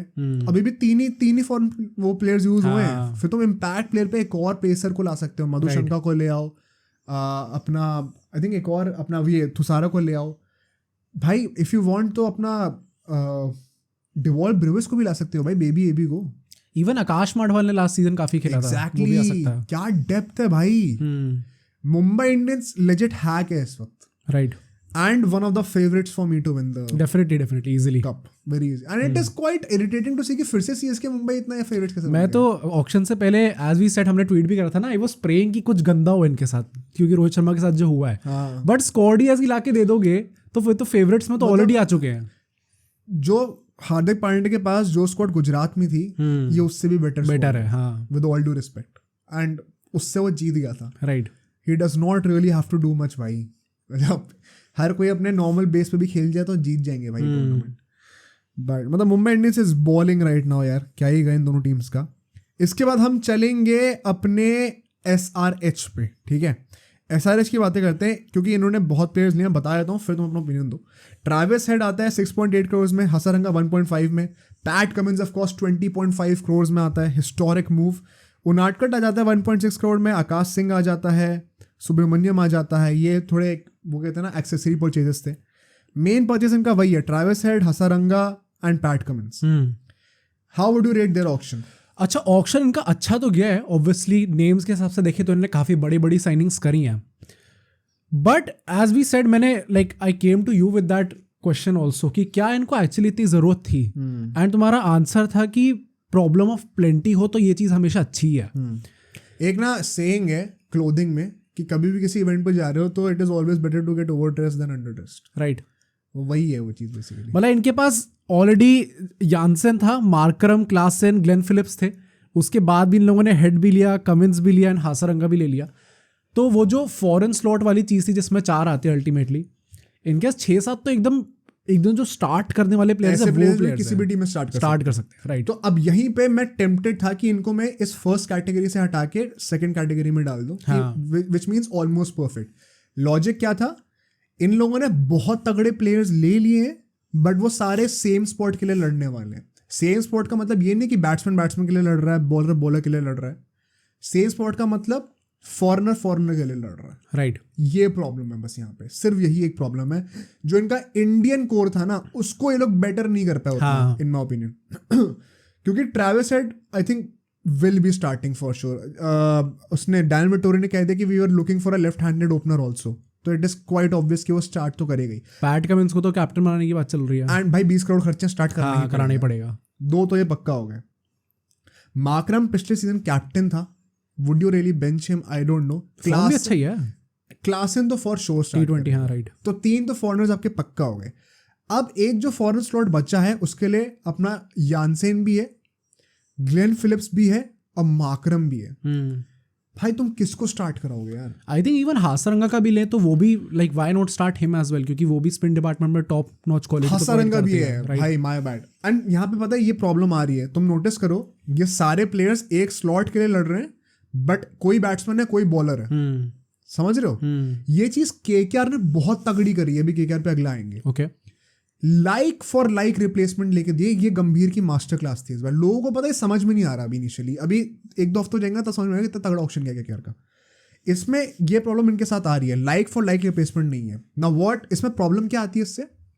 मान लो एक मैच में ग्लेन फिलिप्स खेल रहा है एज द 4th फॉरनर, एक मैच में हासारंगा खेल रहा है, तो हो क्या रहा है, ओवरऑल शीट पे 4 फॉरनर्स ही हैं बट कॉम्पोजिशन बदल गया टीम का। एक बैट्समैन था, एक बॉलर है, एक बैटिंग ऑलराउंडर, एक बॉलिंग ऑलराउंडर। ओके, तो अब आपको एक इंडियन बॉलर हटा के एक इंडियन बैट्समैन लाना पड़ेगा जब हासारंगा खेल रहा है, और जब ग्लेन फिलिप्स खेल रहा है तो एक इंडियन बैट्समैन हटा के एक इंडियन बॉलर लाना पड़ेगा to compensate the composition of the team. ये प्रॉब्लम आ जाती है। ओके, इन सब रीजंस की वजह से मैं टेम्पटेड था कि मैं SRH को सेकंड कैटेगरी में डालूं, बट पॉइंट वही है यार कि there is just so much quality in the foreign players right now, and जिस प्राइस पे लोग लेके आए हर किसी को, मतलब कहना तो पड़ेगा भाई कि थोड़ा बहुत हैक तो था इनका। एंड विटोरिया ने कह दिया था कि हम लोग ऑलरेडी एक्सपेक्ट कर रहे थे पैट कमिंस का 20 करोड़ तो जाएगा ही जाएगा। अच्छा, ओ भाई साहब, तो they were prepared. Okay, and Travis Head जैसे बंदे को जैसे ने स्टील करा है, हासारंगा को जैसे स्टील करा, I think it is something commendable. तो मैं एक बेनिफिट ऑफ द डाउट दे देता हूँ and I will keep them in this first top tier list. But जो चौथी टीम है, अरे बिफोर में move to the next team, भाई किसी को अगर पता हो कि SRH ने क्यों ब्लॉक करा था डेविड वार्नर को, तो प्लीज बताना भाई कमेंट्स में, I am very curious to know. But हाँ, वो तो उसी को नहीं पता है भाई। हाँ, उसको ही नहीं, भाई बड़ा अजीब लग रहा था भाई देख के। Right, but now let's move on to KKR, because KKR इस ऑक्शन से पहले वो टीम थी जिसने सबसे ज्यादा प्लेयर्स रिलीज करे थे, एंड गौतम गंभीर वापस आ रहा था, बहुत बड़ी रिस्पॉन्सिबिलिटी थी। मैं बहुत फ्रैंकली बता दूं आपको, पिछले 6-7 ऑक्शंस में, 6-7 सालों में सिर्फ एक ऐसा मूव था जो कि मुझे लगा था ग्राउंड ब्रेकिंग था KKR की तरफ से, विच वॉज श्रेयस अय्यर। जब श्रेयस अय्यर को साइन करा था ना, मेरा दिल खुश हुआ था कि भाई चलो कैप्टन मिल गया एक, राइट। वरना वो फंसे हुए थे हम लोग दिनेश कार्तिक, ऑयन मॉर्गन के बीच में। एक वो मुझे मोमेंट याद है पिछले 5-6 सालों में जब मैं ऑक्शन में खुश हुआ था as a KKR fan. Okay, और उन सब सीजन्स में गौतम गंभीर नहीं था। इस बार गौतम गंभीर वापस आया है एंड जो हम एक्सपेक्टेशंस ला के बैठे हुए थे ना, trust me he has lived up to every expectation जो हमने एक्सपेक्ट करा था। जेन्युइनली बता रहा हूँ, इनिशियली ऐसा लग रहा था कि क्या ये कुछ मेसअप होने वाला है, बट जब तक ऑक्शन खत्म हुआ है ना, KKR has done great business. KKR के जितने भी फैंस हैं जो देख रहे हो भाई, पार्टी मोड में आ गए। आई थिंक थोड़ा अंडररेटेड गया, लाइक ऑन पेपर देख के सबको लग नहीं रहा कि भाई इतनी ज्यादा अच्छी साइनिंग्स करी इन लोगों ने, अपार्ट फ्रॉम स्टार्क ऑब्वियसली। नहीं, एक्सपर्ट्स जितने भी, एक्स क्रिकेटर्स जितने भी सब कह रहे हैं बहुत तगड़ा। अच्छा, ओके। ये वही ना, वो एक पब्लिक में बहुत इजीली एक नोशन बन सकता है कि स्टार्क पे सारे पैसे उड़ा दिए, तो मतलब बाकी वेस्ट कर दिया। भाई तुम्हें दिख नहीं रहा इनने 50-50 लाख में किस लेवल के प्लेयर्स ले लिए। जो स्टार्क में पैसे लगाए थे ना, वो लगाने का नुकसान पता है कब होता, जब जो बाकी प्लेयर्स इनको चाहिए थे वो नहीं ले पाते। बट वो थैंकफुली बाकी टीम से बिड ही नहीं करा तो बहुत सस्ते में मिल गए। राइट। तो ओवरऑल ऑक्शन में हमें एक मैच विनर बॉलर भी मिल गया एंड जो हमें बाकी चीजें चाहिए थी वो भी मिल गई। एक अगर ऐसी कोई चीज है before moving on to the players जो कि शायद हम लोग और इम्प्रूव कर सकते थे, that could possibly be an explosive opening batsman. But point वही है कि अगर हम लोग वहां पे ट्रैविस हेड जैसे बंदे को लाते तो बाहर कौन बैठता? क्योंकि ट्रैविस हेड अगर होता तो गुरबाज को बाहर बैठना पड़ता, क्योंकि आंद्रे रसल और नारायण तो खेलेंगे और स्टार्क तो भाई अब खेलेगा ही खेलेगा। तो अगर ट्रैविस हेड खेल रहा था मतलब कीपर पे हमें केएस भरत को खिलाना पड़ता। Right. Do I want him? No, not in the team भाई। It's not in the starting 11 भाई। केएस भरत कहां से स्टार्ट, क्या बात कर रहे हो यार? डू यू थिंक गुरबाज करेगा फिर स्टार्ट? हाँ, मोस्ट लाइकली गुरबाज ही करेगा। आई होप सो भाई। मतलब आई नो जेसन रॉय को अनफॉर्चुनेटली बाहर बैठना पड़ेगा, बट भाई केएस भरत को आई एम नॉट ट्रस्टिंग। अच्छा, आई तो थॉट कि केएस भरत को स्टार्ट करेंगे क्योंकि ऑब्वियसली वो नीचे बैटिंग करने आएगा। सेकेंडली एक ओपनिंग स्लॉट ऊपर खाली हो जाएगा क्योंकि गुरबाज को बाहर बैठना पड़ेगा, तो एक लाइक बेसिकली ओपनिंग थोड़ी फास्ट कर सकता है क्योंकि गुरबाज को हमने देखा था कि थोड़ी स्लो ओपनिंग स्टार्ट देता है वो। गुरबाज बहुत रिस्पॉन्सिबल लगता है मुझे, पिछले सीजन बहुत रिस्पॉन्सिबल था, तो मार के आउट हो जाएगा तो बहुत ही तगड़ा खेल जाएगा। सो लोग बहुत हाईली रेट करते हैं, but I have my doubts right now. He has not matured as a T20 player. तो आई थिंक वही एक चीज थी पॉसिबली जिसको आप क्वेश्चन कर सकते थे। बट बाकी जो, क्योंकि पता है ये टैक्टिकली जो ऑक्शन लगाया है ना केकेआर ने, ये समझना बहुत मुश्किल है। इसको मैं समझाता हूँ। पहली बात तो परचेजेस की बात करते हैं। बहुत प्लेयर्स रिलीज करे थे तो बहुत प्लेयर्स खरीदे भी अल्टीमेटली। मिचेल स्टार्क आया है, रघुवंशी आया है, केएस भरत आया है, रमनदीप सिंह आ गया भाई, चेतन सकारिया आ गया, रुथरफोर्ड आ गया। Rutherford is a great purchase by the way, जिनको नहीं पता है। Rutherford is going to be a great purchase, अपना काइंड ऑफ एक रसल का रिप्लेसमेंट कह सकते हो तुम, बैकअप है। मुजीबुर रहमान आ गया भाई, मैं चाहता था इस बंदे को, वो अच्छा है, वो अच्छी साइनिंग है, तगड़ा साइनिंग है। मनीष पांडे वापस आ गया, राइट। एटकिंसन आया है, साकिब हुसैन भी आ गया, तो वो आई थिंक एक एक्सेसरी परचेज थी। यहाँ पे क्लास पता क्या गंभीर की, इनको पता था कि हमारी प्लेइंग 11 क्या होने वाली है, ज़्यादा चेंजेस होंगे नहीं पिछली बार से। एक स्टार की मेन आएगा ज़्यादा से ज़्यादा, या फिर एक केएस भरत और फिर जो भी एक स्वैप होगा। इन्होंने क्या कहा भाई, रसल और नारायण बूढ़े हो रहे, इनके अंडर हमें अभी से ग्रूम करना चालू कर दो, 1-2 साल में वो हमारे स्टार्टर्स बन जाएंगे जो ग्रूम होंगे अंदर। अब आप यहाँ पे अगर देखो हमारे इंजरी प्रोन प्लेयर्स कौन से हैं, रसल है, उसका हमें रुथरफोर्ड मिल गया रिप्लेसमेंट, एकदम लाइक टू लाइक रिप्लेसमेंट, जो एसआरएच के अंदर नहीं था। नारायण का हमें मुजीबुर रहमान मिल गया, mystery spinner, like to like replacement है, right arm off spinner. He is also an allrounder, हाँ मतलब बैटिंग भी कर लेता है। मिचेल स्टार्क जैसा बंदा हमें चाहिए ही चाहिए था। ये बात मैं 1-2 महीने से कहता आ रहा था कि हर डिपार्टमेंट में आइडियली आपके पास एक लीडर होना चाहिए, विच मीन्स बैटिंग में एक लीडर, स्पिन डिपार्टमेंट में एक लीडर एंड फास्ट बॉलर्स में एक लीडर। गंभीर ने एग्जैक्टली सेम बात कही है, पता है कि मिचेल स्टार्क को हमने सिर्फ उसके स्किल्स की वजह से नहीं लिया है, उसके we will treat him as a leadership figure in the pace department. He will lead the lineup when it comes to bowling. उसका एक्सपीरियंस के लिए हमने उसको लिया है, राइट। उसकी कॉस्ट अगर 25 करोड़ भी है तो so be it, we think it is worth it भाई। सो यहाँ पे कई लोग कहेंगे स्टार्क का क्या वर्थ इट था कि नहीं, पहले तो इसके बारे में क्या लगता है? आई थिंक लाइक ऑब्वियसली मेरे हिसाब से कोई भी जो प्लेयर है वो 25 करोड़ का वर्थ नहीं होगा अल्टीमेटली उसकी, क्योंकि it is a very big portion of your purse that you are spending on just a single player. But जिस तरीके से केकेआर उसके पीछे लगी हुई थी, आई थिंक वो सोच के आए थे कि एक ये प्लेयर के पीछे हम लोग जाएंगे ही जाएंगे। तो रिगार्डलेस बाकी प्लेयर आए या ना आए, अल्टीमेटली आई थिंक स्टार को लेके जाने वाले थे, एंड ये सोच के आए थे वो लोग। And with that in mind I think अगर प्री प्लान है ये सब चीज़ें, तो आई डोंट थिंक बहुत ज़्यादा क्वेश्चन उठने चाहिए इस चीज़ पर। इसके पीछे एक ही क्वेश्चन था सिर्फ, क्योंकि मैं भी बहुत हेजिडेंट था स्टार्क का टॉपिक लेके। मैंने कई बार बोला भी था कि यार अगर ये बंदा खेलता है तो बहुत ही तगड़ा खेलता है, हाँ बट ये खेलता ही कितना हाँ राइट। पॉइंट ये है। तो अगर ये उस मतलब चालूपने में आ गया तो he is not worth it, but अगर ये जेन्युइनली खेल रहा तो ही इज अ मैच विनर, ये तो कोई डाउट अच्छा ये इसके पीछे भी काफी क्वेश्चंस हैं एक्चुअली, कमेंस को लेके भी था एंड इसको अपना स्टार्क को लेके भी है कि क्या ये लोग अल्टीमेटली आईपीएल सीजन खेलेंगे भी पूरा या फिर चूना लगाएंगे। खेलेंगे। ऑस्ट्रेलिया के क्रिकेट बोर्ड ने कंफर्म कर दिया। अच्छा कि खेलेंगे सारे ऑस्ट्रेलियन प्लेयर्स अवेलेबल हैं। नहीं मुझे यही लगा था क्योंकि उसके ये चीज पता है तभी लोग इतना पैसा खर्च कर रहे हैं, वरना आई डोंट थिंक इतना पैसा खर्च करते लोग। ऑस्ट्रेलिया का हर प्लेयर अवेलेबल होगा except Hazlewood. Okay. Australia, South Africa, New Zealand, West Indies के बोर्ड्स ने कंफर्म कर दिया कि हमारे प्लेयर्स आईपीएल के लिए अवेलेबल होंगे। इंग्लैंड ने साफ साफ कह दिया कि सब्जेक्ट टू अवेलेबिलिटी। राइट। इसीलिए मैं कह रहा था कि मतलब ये जो इंग्लिश प्लेयर्स को इतना लिया है, वैसे जिनको रिलीज भी करा है बेन स्टोक्स, जोफ्रा आर्चर, इन सबको तो आई थिंक सही तरीके से सही तरीके से करा है। अगर आपको लगता है कि भाई नीतीश राणा परफॉर्म नहीं कर रहा बीच में, ठीक है, अपना कोई वेंकटेश अय्यर परफॉर्म नहीं कर रहा, भाई मनीष पांडे एक मिडिल ऑर्डर का बैट्समैन भी है हमारे पास, रिलायबल एक्सपीरियंस्ड है। आप नोटिस कर रहे हो कि आपके प्लेइंग इलेवन में जो प्लेयर्स हैं उनका एग्जैक्ट रिप्लेसमेंट उस प्रोफाइल का रेडी कर दिया गौतम गंभीर ने, विच मीन्स आपको अपना गेम प्लान, अपनी स्ट्रैटेजी चेंज ही नहीं करनी पड़ेगी अगर कोई इंजरी भी हो जाती है किसी प्लेयर को भी, कि उसका जो रिप्लेसमेंट भी आएगा वो उस स्ट्रैटेजी में ऑलरेडी फिट होता है। ये टैक्टिकली समझना बहुत जरूरी है किसी भी टीम के लिए, क्योंकि हमने कितनी बार देखा है, तुम इंडिया का एग्जांपल ले लो, अभी वर्ल्ड कप में राहुल द्रविड़ ने वर्ल्ड कप फाइनल हारने के बाद कहा कि जब हार्दिक पांड्या बाहर हो गया तो हमारे टीम का स्ट्रैटेजी चेंज करना पड़ गया हमें। हाँ। ये बहुत मैटर करती है ये चीज, एंड ये चीज गौतम गंभीर ने एकदम परफेक्ट तरीके से हिट करी उस चीज को। और ये मतलब मैं लिटरली बता रहा हूँ, मैं पूरा ऑप्शन देखा बैठ के, चंद्रकांत पंडित बगल में था जो कि केकेआर का कोच है, गंभीर से मेंटोर ही है, वेंकी मैसूर बीच में बैठा हुआ था। भाई हर बिड पे बाबा पैडल खड़ा करने से पहले गंभीर से बात हो रही है। चंद्रकांत पंडित पता है ऐसे देख रहा है कि भाई मेरी भी सुन लो कि मेरे को वैलिडेशन मिलेगी कि नहीं। Right. It was totally Gambhir show and this is exactly what we wanted.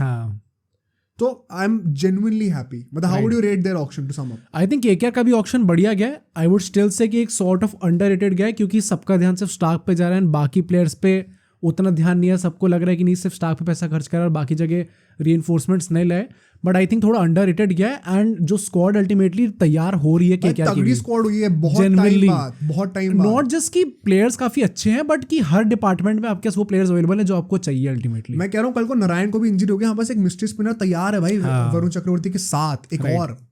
मतलब क्या बहुत बड़ी बात है यार ये सब होना। रसल नहीं चल रहा, अब हमें लाइबिलिटी की तरह नहीं नखरा पड़ेगा भाई, फील्डिंग नहीं हो पा रही, कोई नहीं, बाहर हो जा, रुथफोर्ड है हमारे पास। राइट। बहुत बड़ी बात होती है यार ये। तो आई थिंक केकेआर का तो स्टेलर ऑक्शन वंस अगेन भाई। ये 4 टीम्स का मुझे बहुत अच्छा लगा ऑक्शन।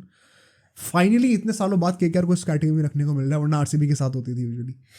मूविंग ऑन, जो उन टीम्स की बात करेंगे जो आई थिंक बहुत अच्छा करा लेकिन बहुत अच्छा नहीं कर पाए, थोड़ा कहीं ना कहीं थोड़ा मिस कर गए। थोड़ा सब्जेक्टिव भी होगा ये चीज ऑफ कोर्स। पहला है Gujarat Titans. How would you rate their auction? I think Gujarat का भी एज यू सेड ना कि बहुत ज्यादा ये लोग खुल के पैसा खर्च करने वाले नहीं थे, ऑल्दो उनके पास पैसा काफी ज्यादा बचा हुआ था। जब ये मेन आपके स्टार्टिंग के 3-4 घंटे हुए थे उसके बाद आई रेड समवेयर कि इनके 31 करोड़ उसके बाद भी बचे हुए थे। मेरी मेन प्रॉब्लम यही है। अच्छा ओके। जिस भी टीम के पास तगड़ा बजट था, SRH, KKR, CSK, अपना गुजरात को छोड़ के हर किसी ने एक मेजर बाय करी है। डैरिल मिचेल फॉर CSK, अपना PAT Cummins for SRH, KKR के लिए मिच स्टार्क। इसने क्या करा है? GT ने क्या करा है? राइट। GT ने अपने पैसे वेस्ट करें kind of. I think GT का पूरा जो मार्की प्लेयर साइनिंग थी वो बेस था कि हम स्टार्क को साइन कर लेंगे, और KKR ने आके हड़प लिया वो, और इसके बाद से वो डीरेल हो गए काइंड ऑफ। क्या उनको सही में इतनी जरूरत थी साइन करने की ऐसा कोई तगड़ा प्लेयर? नॉट रियली, बिकॉज जैसे मैंने CSK के लिए कहा था, विनिंग कॉम्बिनेशन को आपको ज़्यादा चेंज करने की जरूरत है नहीं। इनका मेन फोकस था कि हम हार्दिक पांड्या को कैसे रिप्लेस करेंगे, बाकी सारे डिपार्टमेंट्स कवर्ड थे। अभी भी ये ऑक्शन मैं देखो ऑक्शन कह रहा हूँ कि ऑक्शन उतना अच्छा नहीं गया, डजंट मीन कि टीम अच्छी नहीं है। मुझे लगता है टीम है अच्छी, टीम तो बहुत तगड़ी है भाई, टाइटल विनिंग टीम है। सिर्फ एक ऑक्शन की परफॉर्मेंस हम लोग देख रहे हैं। तो इस ऑक्शन की kind of not the greatest performance के बाद भी इनकी स्क्वाड तो तुम देखोगे तो स्क्वाड तो टॉप नॉच ही है। हार्दिक पांड्या को भी नहीं रिप्लेस कैसे करा है? इन लोगों ने कहा कि हम एक प्रॉपर ऑलराउंडर तो नहीं ले सकते, वैसा ऑलराउंडर है नहीं अभी इंडिया में, तो हम बैट्समैन में इन्वेस्ट करेंगे और बॉलर में इन्वेस्ट करेंगे, जो कि दोनों डिपार्टमेंट्स में मिलके हार्दिक पांड्या के लिए कॉम्पनसेट कर देंगे। मतलब उमेश यादव ले लिया, उमर जाई ले लिया, काइंड ऑफ एक cheaper replacement of Hardik Pandya तुम कह सकते हो। शाहरुख खान ले लिया भाई, ये बड़ी बात थी। शाहरुख खान इनका मिडिल ऑर्डर में फिनिश करने के लिए आ सकता है, right. And Kartik Tyagi could be a great अपना buy for them as well, जो कि ग्रूम करके आगे चल के स्टार्टर बन सकता है। स्पेंसर जॉनसन को पे इतने पैसे खर्च कराया, एज्यूम कि कुछ सोच कर ही करा होगा। तो मतलब ये जो कुछ 2-3 बड़े बड़े नाम हैं, Umesh Yadav will be a backup for अपना मोहम्मद शमी एंड अपना मोहित शर्मा मोस्ट लाइकली। इन लोगों ने बैकअप्स भी फिल कर दिए एंड हार्दिक पांड्या की कमी को भी थ्रू 2 प्लेयर्स कॉम्पनसेट करने का ट्राई करा। बट एक जो कमी रहेगी वो यही रहेगी, इन्होंने अपना पैसा सही से यूटिलाइज नहीं करा। ओके, स्टार्क नहीं मिला तो उसके बाद ऐसा लगता है कि इन्होंने गिव अप ही कर दिया। They could have done better in that aspect, क्योंकि इतना पैसा था तो आपको डेफिनेटली एक मेजर साइनिंग तो लेके जाना ही चाहिए था, no questions about. But as you said team अभी भी it is still right up there, team right up there है। बट अगर हम सिर्फ ऑक्शन की बात करें तो it could have been better. हाँ, राइट। टीम तो अभी भी है, बट सिर्फ ऑक्शन की परफॉर्मेंस की बात करें, it should have been better. Second team would be, तुम्हें क्या लगता है? एलएसजी? नहीं, एलएसजी गंदे में है, मतलब बताऊंगा अभी। दिल्ली कैपिटल्स। अच्छा, ओके। दिल्ली कैपिटल्स का मुझे इस बार लगा कि बड़ा ही हिट एंड मिस टाइप का था। मतलब कुछ टाइम पे ऐसा लगा कि बहुत ही अच्छा चल रहा है, कुछ टाइम पे ऐसा लगा कि मतलब क्यों ही कर रहे हैं ये लोग, क्या मस्ती करने के लिए आए हैं यहाँ पे, राइट। बिकॉज अगर हम लोग इनके परचेजेस पे देखें, क्या है इनके परचेजेस, रुको जरा मैं इनकी स्क्वाड भी निकाल लूँ। हैरी ब्रुक लिया है ऑफ कोर्स, ट्रिस्टन स्टब्स लिया है, जाय रिचर्डसन लिया है, it's a good investment in my opinion. शे होप को लिया है, वो भी बढ़िया है भाई अपना, मतलब ठीक है, you can say it's a good investment also. Main point यहाँ पे क्या है, ये नाम जो इन्वेस्ट करें इन लोगों ने सब है तो अच्छे, दे have done too much investment on wicket keeper. Okay, I think वो है क्या दिमाग में, शायद आई थिंक वो होगा, इनसिक्योरिटी है कि ऋषभ पंत क्या पता ना कर पाए, करे ना पा, एग्जैक्टली। तो आई थिंक उसके लिए उन लोगों ने रिप्लेसमेंट रेडी रखे कि कर पाए तो चलो कर ही लेगा, अच्छी बात है, बट नहीं कर पाए तो we have a replacement ready. तो मेरी प्रॉब्लम इसमें ये है कि इन्होंने काफी पैसे अपने इसके रिप्लेसमेंट सिर्फ विकेट कीपर्स पे लगा दिए। They could have done much better. 2 wicket keepers को भी ले लो और फिर उनके ऊपर ट्रस्ट करो कि ये लोग कॉम्पनसेट कर देंगे ऋषभ पंत के लिए, ऐसा भी नहीं करा भाई, 3-4 ले लिए, जरूरत नहीं थी। वो पैसा तुम और अच्छे प्लेयर्स पे इन्वेस्ट कर सकते थे। आई थिंक इसीलिए मुझे लगता है कि इनका जो ऑक्शन था ओवरऑल वो थोड़ा हिट एंड मिस रहेगा, बिकॉज अनलाइक गुजरात इनकी टीम भी ओवरऑल बहुत तगड़ी नहीं है। हाँ, उस लेवल की नहीं है। लास्ट सीजन भी बॉटम 3 पे आए थे भाई। तो बात वही है कि मतलब गुजरात का ऑक्शन मीडियोकर है, वो अफोर्ड कर सकते हैं क्योंकि उनकी स्क्वाड ऑलरेडी बहुत तगड़ी है, ये लोग नहीं कर सकते थे। I think the kind of थोड़ा इनसिक्योर होकर ज्यादा ही ओवर इन्वेस्टमेंट कर दिया कीपर वाले रोल पे, और रोल्स में इतना इन्वेस्ट नहीं करा। I think they should have done that. But in saying that, क्या ये जो परचेज ने लिए हैं ये अच्छे नहीं है? नहीं भाई, टॉप लेवल के हैं, which forces me to put them in the second category, वरना मैं मीडियोकर में डाल देता इनको। तो आई थिंक ओवरऑल इनका भी अच्छा है auction, but there was much more scope for improvement. Although still अगर इनकी टीम देखिए तो आई थिंक लाइक टॉप 4 में जा सकती है टीम, अल्टीमेटली उस लेवल की टीम है। ये मैं बहुत ऑनेस्टली बताऊं, इस ऑक्शन के बाद टॉप 4 में आरसीबी को छोड़ के ऑन पेपर कोई भी टीम जा सकती है। ओके, मतलब जाने को आरसीबी भी जा सकती है, बट अब बॉलिंग देख लूंगी क्या हाल है। बाकी आरसीबी एंड पंजाब, उसके अलावा पंजाब पे भी मैं आऊंगा, बिकॉज पंजाब का भी थोड़ा डबल साइडेड है वो सीन। आ सकते हैं भाई, ऐसा नहीं कि नहीं आ सकते। तो मतलब I think this auction has made each team much more even, so it's a good thing to have. अब आते हैं हम लोग मीडियोकर वाले जोन पे। यहाँ पे 2 टीम्स पे जल्दी से बातें करेंगे। मेरे लिए वो 2 टीम्स होने वाली है, Rajasthan and Lucknow super giants. क्यों? क्योंकि इनके पास सबसे कम बजट था, 12-15 करोड़ ही थे, कुछ 12-13 करोड़ ही थे, तो ज्यादा कुछ इनका स्कोप था नहीं। आई थिंक इन्वॉल्वमेंट भी बहुत कम था यार। एलएसजी का तो लग रहा था ये लोग आए भी हैं, नहीं आए हैं, क्योंकि वही ना, पैसे ही नहीं थे। तो ये लोग, क्योंकि इन लोगों ने क्या करा है, इनके जो करंट स्क्वाड है उसमें से जो प्लेयर्स थे मेन, उनके ऊपर ट्रस्ट करा कि हम इनको रिटेन करेंगे, ज्यादा प्लेयर्स रिलीज करे नहीं है, और उनकी रिप्लेसमेंट लाना जरूरी था नहीं। तो आई थिंक इनका वही था कि इस ऑक्शन में मजे करने के लिए आ रहे हैं, बहुत ज्यादा कुछ हम लोग को इससे कोई ग्राउंड ब्रेकिंग कोई साइनिंग नहीं होने वाली, विच इज वाई गिवन कि इतना कम पैसा था तो कुछ ज्यादा कर भी नहीं सकते थे, तो मैं बहुत नीचे भी नहीं रखूंगा इनको, वर्स्ट कैटेगरी में भी नहीं डालूंगा। But in saying that, Mumbai Indians भी एक ऐसी टीम है जिसके पास सिर्फ 2-3 करोड़ ही ज्यादा थे, 14-15 करोड़ ही थे, लेकिन क्या क्या कर दिया, राइट। तो ऐसा भी नहीं कि भाई परफेक्ट गया है आरआर और एलएसजी का, उस लिमिटेड बजट में भी काफी कुछ कर सकते थे, विच इज वाई इनको मैं मीडियोकर में रख रहा हूँ, ना बहुत ज्यादा ऊपर ना एकदम ही नीचे। आई थिंक वो डिजर्व्ड है। आई थिंक एलएसजी का तो पर्टिकुलरली उनका वो प्लेइंग 11 सेटल्ड है, सॉर्टेड है पहले से, एंड काफ़ी बैकर्स वगैरह भी गौतम गंभीर छोड़ के गया था, तो आई थिंक जो भी आ रहा है सरप्लस ही है। If I quickly go over it, भाई अपना डेविड विली आ गया एंड एस्टन टर्नर, ये 2 फॉरेन इनके वो थे साइनिंग्स। शिवम मावी एक आया, वो देखना पड़ेगा कैसा खेलता है। अगर मैं इसकी बात करूँ, राजस्थान की बात करूँ, उनकी प्लेइंग 11 मोस्टली सॉर्टेड ही है।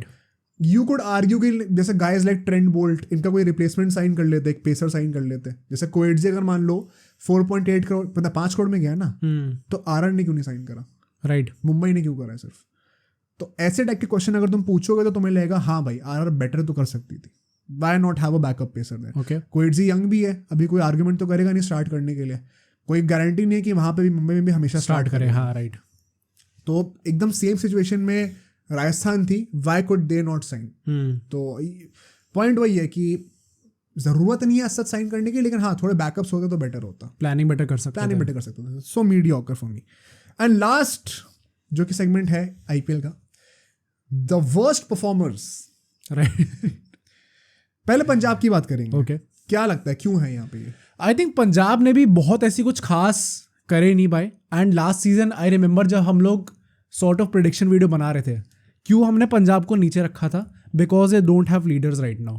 जो भी ultimately I don't think Punjab की विंडो बहुत अच्छी गई है, एंड द प्रॉब्लम इज कि ये विंडो अच्छी नहीं जाएगी, एंड अल्टीमेटली जो सारा ब्लेम होगा वो आएगा कैप्टन पे या फिर एक जो 2 लीडर्स हैं इस टाइम पे। अभी इन लोगों ने 11 करोड़ समथिंग में अपना हर्षल पटेल लिया, एंड इनके जो बॉलिंग लाइनअप बन रही है अपनी अर्शदीप, एलिस है, और अपना ये क्या कहते हैं हर्षल पटेल, सैम करन भी है। राइट, तो अब लाइक कह सकते अच्छी हैं, बट आई डोंट थिंक कि उस लेवल पे है कि बाकी टीम से लोग अभी टक्कर दे सकते हैं। तो मेरा पंजाब, मतलब अगर मैं वर्स्ट परफॉर्मर्स में से भी आरसीबी पंजाब में रेटिंग दूं, तो I think Punjab had a better option. Okay, clearly. क्यों? पंजाब का भी जो प्लेइंग 11 है ना, वो मोर और लेस सॉर्टेड ही है। तो इन लोगों ने अगर मैसअप भी कर दिया ऑक्शन में, तो इतना इम्पैक्ट नहीं पड़ेगा जितना आरसीबी को पड़ने वाला यार। पॉइंट अच्छा सॉर्टेड इन द सेंस क्योंकि आरसीबी ने जाने भी बहुत सारे प्लेयर्स दिए थे और फिर उसको रिप्लेस नहीं कर पाया। आरसीबी ने अपने प्लेइंग 11 वाले स्टार्टर्स को भेजा है भाई, रिलीज कराया है। प्रॉब्लम ये थी। पंजाब की प्लेइंग 11 मोर और लेस सॉर्टेड ही है, कोई बहुत बड़े चेंजेस नहीं होने वाले हैं इस ऑक्शन के बाद। मतलब अगर मैं बताऊं, क्रिस वोक्स आया, Chris Woakes will be a backup. Sam Curran के पीछे नेथन एलिस है, उसके पीछे क्रिस वोक्स है, बहुत पीछे लाइन में वो। हर्षल पटेल आए, he will be a starter most likely. अब तुम कह सकते हो इन माय ओपिनियन तो 11.5 करोड़ जितना कहीं वर्थ इट नहीं है, बट ठीक है भाई, if they feel like they wanted to go for him, Preity Zinta ने कहा भी है कि भाई हमने सोचा था जाना इसके लिए, तो ठीक है। अगर भाई केकेआर वाली बात है तो सोचा था तो सोचा ही था। राइली रूसो को इतने 8 करोड़ कुछ में खरीदा इन लोगों ने, वो भी थोड़ा वर्थलेस बाय था मेरे ओपिनियन में। इनकी प्रॉब्लम पता है क्या है? इनके जो फॉरनर्स हैं ना, मेजरली सारे इंग्लिश हैं। ओके, तो अगर वो इंग्लैंड की ड्यूटी आई ना, तो सब एक साथ जाएंगे, तब क्या करोगे? अच्छा, राइट, एक्चुअली में हाँ, लिविंगस्टोन है, सैम करन है, क्रिस वोक्स हैं, सब एक साथ निकलेंगे, पूरा कॉम्बिनेशन चेंज होगा फिर। तो ये प्रॉब्लम है कि तुम्हें फॉरेन प्लेयर्स में भी इन्वेस्ट करना था, तो इंग्लैंड के ना करते, ये गलती कर दी। ऑल्दो डोंट यू थिंक कि हर्षल पटेल के अलावा कुछ ऐसा ग्राउंड ब्रेकिंग उन्होंने परचेस करा भी नहीं? वही मैं कहने वाला था कि हर्षल पटेल को उन्होंने लिया, फिर क्रिस वोक्स को लिया, ये 2 ऐसे रेनाउंड नेम्स हैं। उसके बाद अगर तुम सारे नाम देखोगे ना, मतलब राइली रूसो को तो जबरदस्ती लिया इन लोगों ने एंड में आकर, जब वो दोबारा एक्सेलरेटेड ऑक्शन हुआ था। हाँ, आशुतोष शर्मा, शशांक सिंह, विश्वनाथ सिंह, तने है, प्रिंस है, ये इन्हें एक साथ खरीदे थे लाइन में। ऐसा लगा था क्यों खरीदे।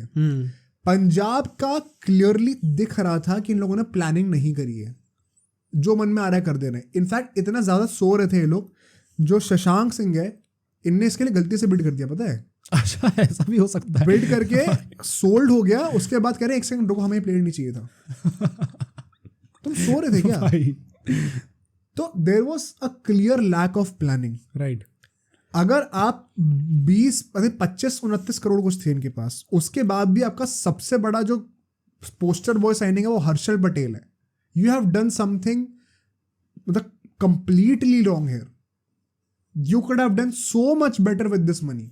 राइट, अपने फॉरेन प्लेयर्स की वैरायटी बढ़ाते कंट्री वाइज, कि भाई कल को लिविंगस्टोन वगैरह को ना खिलाना हो, सैम करन को ना खिलाना हो, इंग्लैंड के लिए जा रहे हैं लोग, तो कोई बैकअप तो हो। इन लोगों ने उस चीज़ के लिए प्रिपेयर ही नहीं करा, ऐसे रैंडमली कुछ प्लेयर्स खरीद लिए with all due respect. Okay, तो जो प्लानिंग वाली बात होती है ना, कि आपने रिसर्च करी हो अच्छे से, ऑक्शन में आने से पहले पूरी लिस्ट देखी हो 333 प्लेयर्स की, टारगेट्स बनाए हो कि हमें हमारी टीम को इन प्लेयर की जरूरत है इस प्रोफाइल को, तो हम इनको टारगेट करेंगे। ये नहीं मिले तो इनका बैकअप सेकंड ऑप्शन क्या होगा, हम उनको टारगेट करेंगे। प्लान बी भी होना चाहिए। ऐसा लगा था रैंडमली आए, दिमाग में बैठा रखे हर्षद पटेल लेना है और क्रिस वोक्स लेना है, बाकी जो आ गया वो आ गया। ओके, मस्ती करने आए। एंड आप उस पोजीशन पे फ्रैंकली हो नहीं, 10 साल से क्वालिफाई नहीं कर रहे हो, एंड टीम आपकी इतनी बढ़िया भी नहीं है कि गुजरात जैसे कि कोई बात नहीं थोड़ा मैसअप भी कर दिया तो भी चल जाएगा। राइट। ना ना ना ना, आपको बैकअप प्रॉपर चाहिए थे। प्लेइंग 11 आपकी भली ही बन रही हो, एक बंदे को भी इंजरी होगी ना वहां पर, बस वहीं पे वाट खड़ी हो जाएगी सबकी, बट एटलीस्ट इनकी प्लेइंग 11 बन रही है। Coming on to the last team, which is RCB. Right. How bad have they messed up this auction, भाई? I think कि first of all 2 चीज़ें होती हैं। एक तो एज यू सेड कि प्लेइंग 11 बन नहीं रही। वो क्यों नहीं बन रही? क्योंकि इन लोगों ने अपने स्टार्टिंग एंड में से प्लेयर्स जाने दिए। Players like Hazlewood, players like Bracewell, ऐसे प्लेयर्स आप जब जाने दे रहे हो तो जब आप ऑक्शन में जाते हो, आई थिंक ये जो चीज़ तुमने पंजाब के लिए कही कि थोड़े क्लूलेस लग रहे थे, I think the same thing was with RCB। Plan करके आए नहीं थे क्या करना है इन्हें ना। चलो पंजाब का मान लिया कि चलो उनको ये प्लेयर्स देने, ये नहीं मिले तो ये ले लेंगे, ये नहीं लेंगे, सेकंड ऑप्शन अवेलेबल नहीं था। आई थिंक RCB के पास वो फर्स्ट भी नहीं था कि उन्हें क्या लेना है, वो ये सोच के आए नहीं थे, क्योंकि ऐसा कोई प्रॉपर प्लेयर था भी नहीं जिसके लिए लोग एकदम एंड तक गए थे कि नहीं मुझे ये प्लेयर चाहिए ही चाहिए कुछ भी करके। तो आई थिंक वहाँ पे लोग लैक कर गए। एंड जो भी प्लेयर्स इन लोगों ने लिए, लोग कहेंगे कि नहीं लाइक स्क्वाड प्लेयर्स के लिए ठीक है, लोकी फर्गसन ले लिया, नहीं ठीक है, स्क्वाड प्लेयर के लिए ठीक है।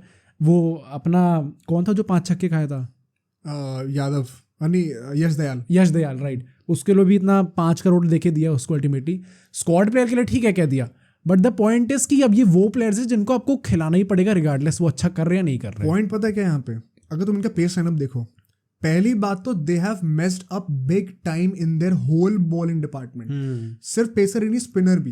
And the surprising thing is कि इनका बैटिंग लाइन पूरा सॉर्टेड था, इनको फोकस सिर्फ बॉलिंग पे ही करना था। और वो भी वही मैं कहा था, जो एक चीज नहीं करनी थी वही कर दी ऑप्शन में, कि बॉलिंग भी मैसअप कर दी। राइट भाई, तुमने बहुत बड़ा गैम्बल लिया कि अपनी प्लेइंग 11 के प्लेयर्स को रिलीज करा और फिर सोचा कि हम लोग कैमरन ग्रीन को भी खरीद लेंगे 17.5 करोड़ में। और जो बचे कुछ 20-25 करोड़ है उसमें हम लोग गुजरात टाइटंस, KKR, CSK इन जैसी टीम से भिड़ेंगे जिनके पास हमसे 10-10 करोड़ ज्यादा हैं। पहली गलती तुम्हारी वहां पे हो गई थी। In hindsight you could argue कि कैमरन ग्रीन का ट्रेड बहुत ज्यादा फिट कर रहे हैं। सेकेंड पॉइंट, जब आपको पता है भाई कि आपके बॉलर्स स्टार्टिंग 11 के ही पूरे नहीं हो पा रहे, आयरनी पता क्या है? RCB के एक स्क्वाड में 25 प्लेयर हो सकते हैं, RCB के पूरे 25 प्लेयर हैं, पर उनकी प्लेइंग 11 नहीं बन रही। इससे बड़ी आयरनी क्या हो सकती है? आपके पास 25 प्लेयर है लेकिन आप अपनी प्लेइंग 11 नहीं बना पा रहे। सोचो भाई, ये सोचने वाली बात है भाई सबके लिए। मोहम्मद सिराज स्टार्ट करेगा, कर्ण शर्मा को अब स्टार्ट करना पड़ेगा क्योंकि आइडली तो इम्पैक्ट प्लेयर ही होता था, बट आई थिंक अब तो कोई स्पिनर ऐसा कोई रहा ही नहीं है। श्रेयस गोपाल के टाइम पे पता नहीं लोग सो रहे थे क्या कर रहे थे, 20 लाख में वो बंदे को दे दिया जो कि कर्नाटका का ही है। उसके बाद अगर हम लोग बात करें सेकंड पेसर कौन होने वाला है, पिछले साल हमारे पास कह रहा हूँ मैं, हेजलवुड था जो कि ODI का नंबर 2 बॉलर था, सिराज था जो कि ODI का नंबर 1 बॉलर था, हसरंगा था जो कि T20 का नंबर 1 बॉलर था। Right, on paper one of the best bowling line-ups थी। मैंने आर्ग्यू करा था पिछले साल, हर वीडियो देख लो मेरी जाके। कोई एक्सक्यूज नहीं था RCB के पास बॉलिंग का पिछले साल। नंबर 1 T20 बॉलर गया, नंबर 2 ODI बॉलर गया, सिर्फ सिराज बचा है। अब ये जो नंबर 1 नंबर 2 प्लेयर्स गए इनका रिप्लेसमेंट कौन आ रहा है भाई? कौन? कोई non existent. Reece Topley will most likely be starting right over Alzari Joseph also despite spending 11 crores। Point ये है कि आपको प्लेइंग 11 के स्टार्टर्स चाहिए थे और सिर्फ फास्ट बॉलर और स्पिनर ही चाहिए थे, बैट्समैन चाहिए नहीं थे। और आपने उसमें भी ऐसे प्लेयर्स लेके आए हो जो कि अभी भी स्टार्ट नहीं कर पाएंगे। अभी भी रीस टॉपली को ही स्टार्ट कराना पड़ेगा मोस्ट लाइकली। आई थिंक वो प्राइस टैग के प्रेशर पे शायद अल्जारी जोसेफ को करा दे। मोस्ट लाइकली रीस टॉपली का सेंस ज्यादा बनता है। जो डिटोरिएट हुई ना बॉलिंग, भाई नॉन एग्जिस्टेंट है बॉलिंग लाइनअप यार। ये अपना यश दयाल को क्या सोच के 5 करोड़ रुपए एग्जैक्टली राइट। तब मैं अगर इनके परचेज, टॉम करन भाई क्या क्या चल रहा है? राइट, लोकी फर्गसन को 2 करोड़ में ले लिया है। लोग कहेंगे चलो कुछ तो कर लिया। तुम एक तरफ को पहले तो स्टैट्स भी देख लेना जाके IPL के, एक तरफ को वो भी हटा दो। चलो, जिन लोगों ने जेन्युइनली उसको KKR की तरफ से बॉलिंग करते हुए देखा है ना, वो समझ जाएंगे किस लेवल का बॉलर है। इवन लास्ट ईयर वो स्टार्ट भी नहीं करा रहे थे उसे KKR, किस लेवल का एक्चुअली में T20 का बॉलर है IPL में वो। Right, and it's not in a good वे, तुम्हें दिख जाएगा अगर तुमने आंखों से सही में बॉलिंग डालते हुए देखा है। चिन्ने स्वामी में रेल बन जाएगी ऐसे बॉलर की। Right. Lockie Ferguson will most likely B a backup. Swapnil है, इसके बाद सौरव चौहान है, of course they won't be starting. मतलब आपने जो 1 2 3 6 प्लेयर लिए हैं, इसमें से एक भी स्टार्टर ही नहीं है, और आपको सबसे ज्यादा जरूरत थी स्टार्टर्स लेने की। राइट। ये कौन सा बिजनेस है भाई, पता नहीं क्या सोच के करा इन लोगों ने। मतलब any last thoughts on RCB? I think यही बात है, एक और डिजास्टर्स अपना ऑक्शन गया है आरसीबी की तरफ से। Not very surprise to be honest, क्योंकि जितने भी लोग, आई थिंक आरसीबी एक वो थोड़ी ऑक्शन के टाइम पे तो ट्रोल टीम बनी जाती है। आई थिंक कोई भी सरप्राइज नहीं है इस चीज़ से कि इन लोगों ने इतना गंदा बिजनेस किया है। मे बी इस लेवल का लोग एक्सपेक्ट नहीं करते कि इतना गंदा चला जाएगा कि आपने स्टार्टिंग इलेवन से प्लेयर्स निकाले फिर आप उसको ही वापस से कवर नहीं कर पा रहे। क्योंकि लास्ट सीजन भी आई रिमेंबर जब हम लोगों ने अल्टीमेटली वीडियो बनाई थी कि क्यों आरसीबी हारी, वी काइंड ऑफ एक्सप्लेन कि बॉलिंग की वजह से नहीं हारे थे लोग। केजीएफ के अलावा और कोई बैट्समैन परफॉर्म नहीं करता, ये that was the main reason why they lost the match. Bowling की वजह से भी हारेंगे, अब बॉलिंग की वजह से हारेंगे। एग्जैक्टली। मतलब जितनी गाली दो उतना कम है आरसीबी की जो मैनेजमेंट है उसको। भाई विराट कोहली कितना गंदा लग रहा है भाई मुझे। अब ये नहीं, कैसे जीते भाई? अगर आरसीबी जीतती है, मैं बहुत पहले कहा था, पिछले साल मैंने बोला था लाइव स्ट्रीम में, मैंने 5 साल पहले अपने दोस्तों से कहा था ये चीज़ कि अगले 5 साल तक आरसीबी नहीं जीतने वाली। 2018 में कहा था, 2023 में वो चीज़ सच हो गई थी, और फिर मैं लाइव स्ट्रीम में कहा था पिछले साल कि अगले 5 साल भी नहीं जीतेगी। आई थिंक 1 साल तो कंफर्म हो गया। ओके।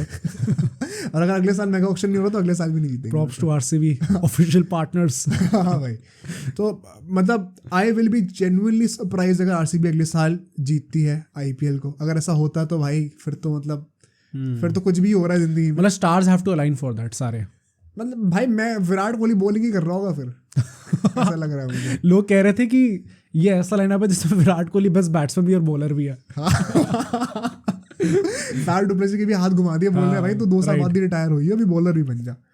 तो मतलब ये बहुत डीप थिंकिंग वाली बात है। आई थिंक दिस परफॉर्मेंस, मैं बहुत रूड साउंड कर रहा हूँ, डिजर्व्स, मतलब management after this performance deserves to be sacked. पूरी की पूरी मैनेजमेंट, इतनी घटिया परफॉर्मेंस थी ये। बेसिक रिसर्च करता ना कोई आदमी इन मैनेजमेंट में से, उसको भी पता होता हमें ऑक्शन को कैसे अप्रोच करना है। राइट। मैं आरसीबी को सपोर्ट नहीं करता, मैं इनसे बेटर टीम ऑक्शन में बना के दे देता। मैं मजाक से हट के बता रहा हूँ। Right. I am not even being arrogant. इतना गंदा बिजनेस करा इन लोगों ने। तो अब आप सोच लो कि भाई क्या ही चल रहा है आरसीबी में। एंड अगर ये क्वालिफाई भी कर जाए ना अगले साल, तो वो इनके बैट्समैन की भगवान की देन है। हाँ। बॉलिंग और आयरनी है कि चिन्ह स्वामी में खेलते हैं भाई, जहाँ पे सबसे ज्यादा पिटते हैं बॉलर्स, वहाँ पे स्ट्रॉन्ग बॉलर्स की सबसे ज्यादा जरूरत है। राइट। और तुम्हारा बॉलिंग ही सबसे ज्यादा वीक है।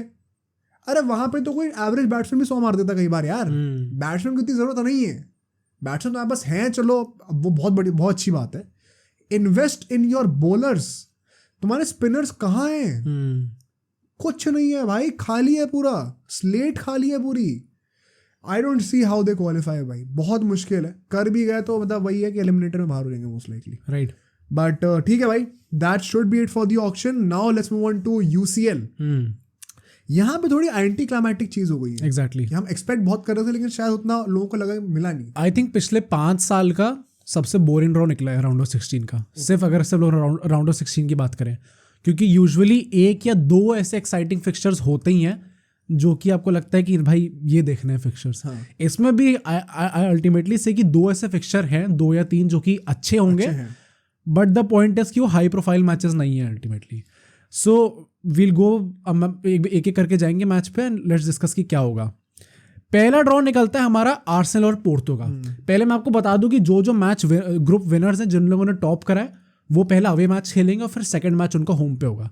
बेसिकली एक तरीके से ये फायदा ये होता है कि अगर पहला मैच हार जाओ तो सेकंड पे आप कम बैक कर सकते हो होम पे एडवांटेज पे, तो ये एडवांटेज मिलता है। आर्सेनल एंड पोर्तो की बात करें, पोर्तो का group stage I would still say decent गया था एक्चुअली में। लाइक एक वो ट्रू पिक्चर पोर्ट्रे करेगा नहीं, they actually could have top the group ultimately. बिल्कुल। एंड आर्सेनल का देखें तो आर्सेनल भी has been performing good in UCL. एक मैच शेकी था उनका पीएसवी के अगेंस्ट आई गेस, जो थोड़ा सा हार गए थे वो लोग मैच, बट उसके अलावा they have been good. And जब हम लोग बात करते कि क्या आर्सेनल डीप जा सकती है अभी 1-2 पॉडकास्ट पहले, तो मैंने यही कह रहा था कि स्क्वाड डेप्थ है इनके पास, क्वालिटी ऑफ प्लेयर्स है, तो लैक कर रही यूसीएल में, दैट इज एक्सपीरियंस। थोड़ी यंग स्क्वाड है। राइट। एंड ऑफ कोर्स इतने टाइम बाद भी खेलना तो वो लगता ही थोड़े है। जिटर्स तो होती है राइट। पेट में। हाँ, so talking about this match Porto and Arsenal, what do you think कौन अल्टीमेटली जाने वाला है आगे? आई थिंक आर्सेनल को मैं अभी भी बैक करूंगा बिकॉज पोर्टो का I get why Porto can maybe qualify because they have some very strong headed people in their lineups. और वो होता ना कि हम लोग जान लगा देंगे जीतने के लिए, वो बार्सिलोना के अगेंस्ट दिख गई थी। आई थिंक वो चीज़ आर्सेनल के अंदर नहीं है। The sheer will to prove somebody wrong कि नहीं भाई मैं जीत के जाऊंगा, जो कि हमने कोपेनहेगन के साथ देखी है इन the group stage. You can argue that. I think वो वहां पे तो पोर्टो क्लियर है आर्सेनल से बहुत ज्यादा, but on the basis of share quality I and on the fact कि सेकंड लेग उनके घर पे होने वाला है, आर्सेनल के घर पे, I will have to back Arsenal somehow. I think कि अल्टीमेटली इनको क्वालिफाई कर जाना चाहिए आर्सेनल को, but it will not be an easy match. बिल्कुल भी इजी नहीं क्योंकि पोर्टो वो दबा के रखेगी आपको, स्पेशली अगर जो पहला गेम है जो कि पोर्टो के घर पे अगर ड्रॉ भी हो गया ना, ओ हाँ राइट, बहुत प्रेशर होगा सेकंड लेग में। एग्जैक्टली। बट वही है कि you are still going to back their attacking progress कि भाई किसी ना किसी तरीके से शायद एक लेट विनर ही निकाल ले। आई वुड बी सरप्राइज अगर ये एक बहुत ही वन साइडेड फिक्चर होता है तो across the two legs. Although in saying अगर पोर्टो क्वालिफाई करती है, will you be surprised? Not really because Arsenal है एंड आर्सेनल बहुत टाइम बाद यूसीएल खेल रही है, तो आई थिंक वो शिवर कर सकते हैं। जब ट्रूली मैटर करेगा ना तब वो हालत थोड़ी खराब हो सकती है। इट इज़ नेचुरल ऐसी कोई मतलब उसमें कोई बेइज्जती वाली बात नहीं है। एंड पोर्टो वही ना बात, जो जिस टीम के पास हारने के लिए कुछ नहीं होता ना वो वैसे भी डेंजरस होती है। सो थोड़ा वो खेलेंगे भाई, थोड़ा मतलब वो होता है ना फिजिकल होके खेल रहे हैं, थोड़ा सनक कर खेल रहे हैं, वो मुझे लगता है कि हो सकता है। Okay, moving on to the next match जो कि काफ़ी तगड़ा मैच है, Napoli and Barca. I think this is one of those games जो कि एक थोड़ा एक्साइटिंग एलिमेंट ला सकते हैं इस राउंड ऑफ 16 ड्रॉ में, क्योंकि बहुत कुछ खास है नहीं। बट नापोली बार्सा की बात करें अगर, Napoli is not the same Napoli जो हमने लास्ट सीजन देखी थी। ना तुमने रियल मैड्रिड के साथ अभी देखा है ग्रुप में, तो तुम बेटर बता पाओगे। मैं बता रहा हूँ क्योंकि इवन अगर हम लोग अपना उसकी बात करें, सेरिया की बात करें, लास्ट सीजन ये लोग सेरिया जीते थे, इस टाइम पे ये लोग 4th 5th आ रहे हैं। They are nowhere close to winning the Serie A इस टाइम पे, चैलेंज भी नहीं कर पाएंगे इस टाइम पे। एंड यूसीएल में भी they have not been that good. Osimhen जिस लेवल पे लास्ट सीजन फायर कर रहा था इस सीजन नहीं कर रहा। कोरेट्स के लिए ऑल्सो लाइक ओसीमैन का तो थोड़ा गिरा है विच इज नेचुरल, कोरेट्स के लिए का काफी गिरा है, तो वो भी उस लेवल पे नहीं है। मैनेजर भी इस टाइम पे चेंज हुआ है, मैनेजर जो नया है ही has not doing that well. अभी रूडी गार्सिया से आया था, वो भी बीच में सैक हो गया, फिर अब वापस नया मैनेजर लाए हैं, तो मैनेजमेंट में भी वो एकदम स्टेबिलिटी नहीं है। टीम भी उतना ज़्यादा अच्छा परफॉर्म नहीं कर रही है, स्टाइल ऑफ प्ले भी कुछ खास नहीं है इस टाइम पे। But at the same time अगर हम लोग बार्सिलोना को देखें, वो भी ला लीगा में बहुत अच्छा नहीं कर रहे। चावी में एकदम आग लगी हुई है पीछे, एकदम प्लेयर्स आर एकदम वो मोटिवेशन नहीं दिख रहा हर प्लेयर के अंदर कि जीतना ही जीतना है, कैसे भी करके रिजल्ट निकालना ही निकालना है। जो नए प्लेयर्स आए हैं उन लोगों ने थोड़ी थोड़ी कंप्लेंट करी है कि एक माइंडसेट थोड़ा लैक कर रही है बार्सिलोना, जो कि हमें पता था, बट जब ऐसे सीनियर प्लेयर्स की तरफ से आती है तो थोड़ा ज्यादा हिट करती है। जैसे गुंडोगान फॉर एग्जांपल ले लो, तो वो अभी ट्रेबल जीत के आए हैं। They know exactly what it takes mentally right to win these titles, और वो क्लियरली नहीं दिख रहा उनको बार्सा में। हाँ, तो वो चीज एक्सपोज तो हो रही है। एंड लेवेंडोस्की की बात करें जो कि आपका मेन स्ट्राइकर है इस टाइम पे, वो अपने पूरे करियर के सबसे गंदे पैच में है। राइट। एंड लग ही नहीं रहा, पास भी नहीं लग रहा कि वो वापस रिकवर करने के है इस टाइम पे। एंड एक बहुत अंडररेटेड फॉल्ट मैं कहूंगा इस टाइम पे बार्सा का है कि डिफेंसिवली इंडिविजुअल एरर्स कितने कर रहे हैं। राइट। कहीं से भी अगर एंटवर्प बार्सा को हरा सकती है तो नेपोली नहीं हरा सकती क्या? एज अ बार्सा फैन मैं बोल रहा हूँ। राइट। बहुत प्रैक्टिकल हो गया। तो don't you think that possibility exists? I think Napoli ये मैच में जेन्युइनली आई थिंक 50-50 होने वाला है, like 50 may be 55-45 in favour of Barcelona. Barca का फायदा यही है कि घर पे है सेकंड अपना लेग, मतलब है फायदा, but then again it's not like कि घर पे हमने हार तो ही नहीं देखा। अभी जो फ्रैंकफर्ट से लोग हारे थे, जब लास्ट सीजन हारे थे, लास्ट टू लास्ट सीजन हारे थे, लास्ट सीजन तो यूनाइटेड से हारे थे।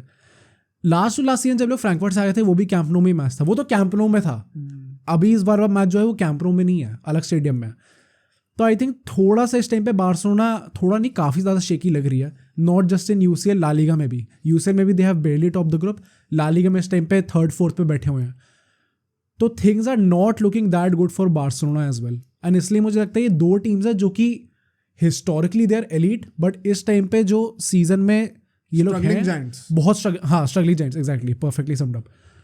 तो आई जेन्युइनली थिंक ये it is going to be 55 and 45 in favour of Barcelona. एक चीज जो मैं हर फिक्सचर के लिए कहूंगा, इंक्लूडिंग दिस वन, अभी जो आर्सेनल का हमने डिस्कस करा वो भी, कि ये फिक्सचर्स आज से 2 महीने बाद होने वाले हैं, हाँ। 1.5-2 महीने बाद, और बीच में जनवरी ट्रांसफर विंडो भी आएगी। तो ये 2 फैक्टर्स काफी बदल सकते हैं मोमेंटम किसी भी टीम का। आज अभी जो हम प्रेडिक्शंस कर रहे हैं मोस्टली आज के बेसिस पे कर रहे हैं, राइट। क्या पता आज से 2 महीने बाद कौन सी टीम कहाँ हो, तो वो भी फर्क पड़ेगा उससे बहुत बड़ा, and that can completely shift in fact the narrative of the game. जो यूसीएल में आई थिंक सबसे ज्यादा आप लोग यूज करो जनवरी ट्रांसफर विंडो को, तो like they desperately need to use the January transfer window. जैसे वितोर रोकी भी आएगा, हाँ, तो क्या पता if he start scoring and Barca, क्योंकि बारसा अभी चांसेस तो क्रिएट बेस्ट कर रही है ना, हाँ। बस कन्वर्ट करने की बात है। अगर वो कन्वर्ट होने शुरू हो गए तो maybe you could see a Barça that will completely outscore the other team. Defensively errors हो भी नहीं तो भी आउटस्कोर कर देंगे।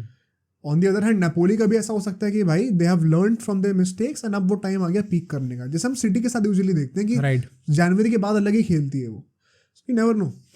बट अगर हम लोग अल्टीमेटली प्रेडिक्शन पे हैं, डू यू थिंक बार्सिलोना जाने वाली आगे? I am still backing them to win. I think बहुत स्ट्रगल हो सकता है यहाँ पर, but somehow they can sneak in a victory and quarters में बाहर हो जाएंगे फिर।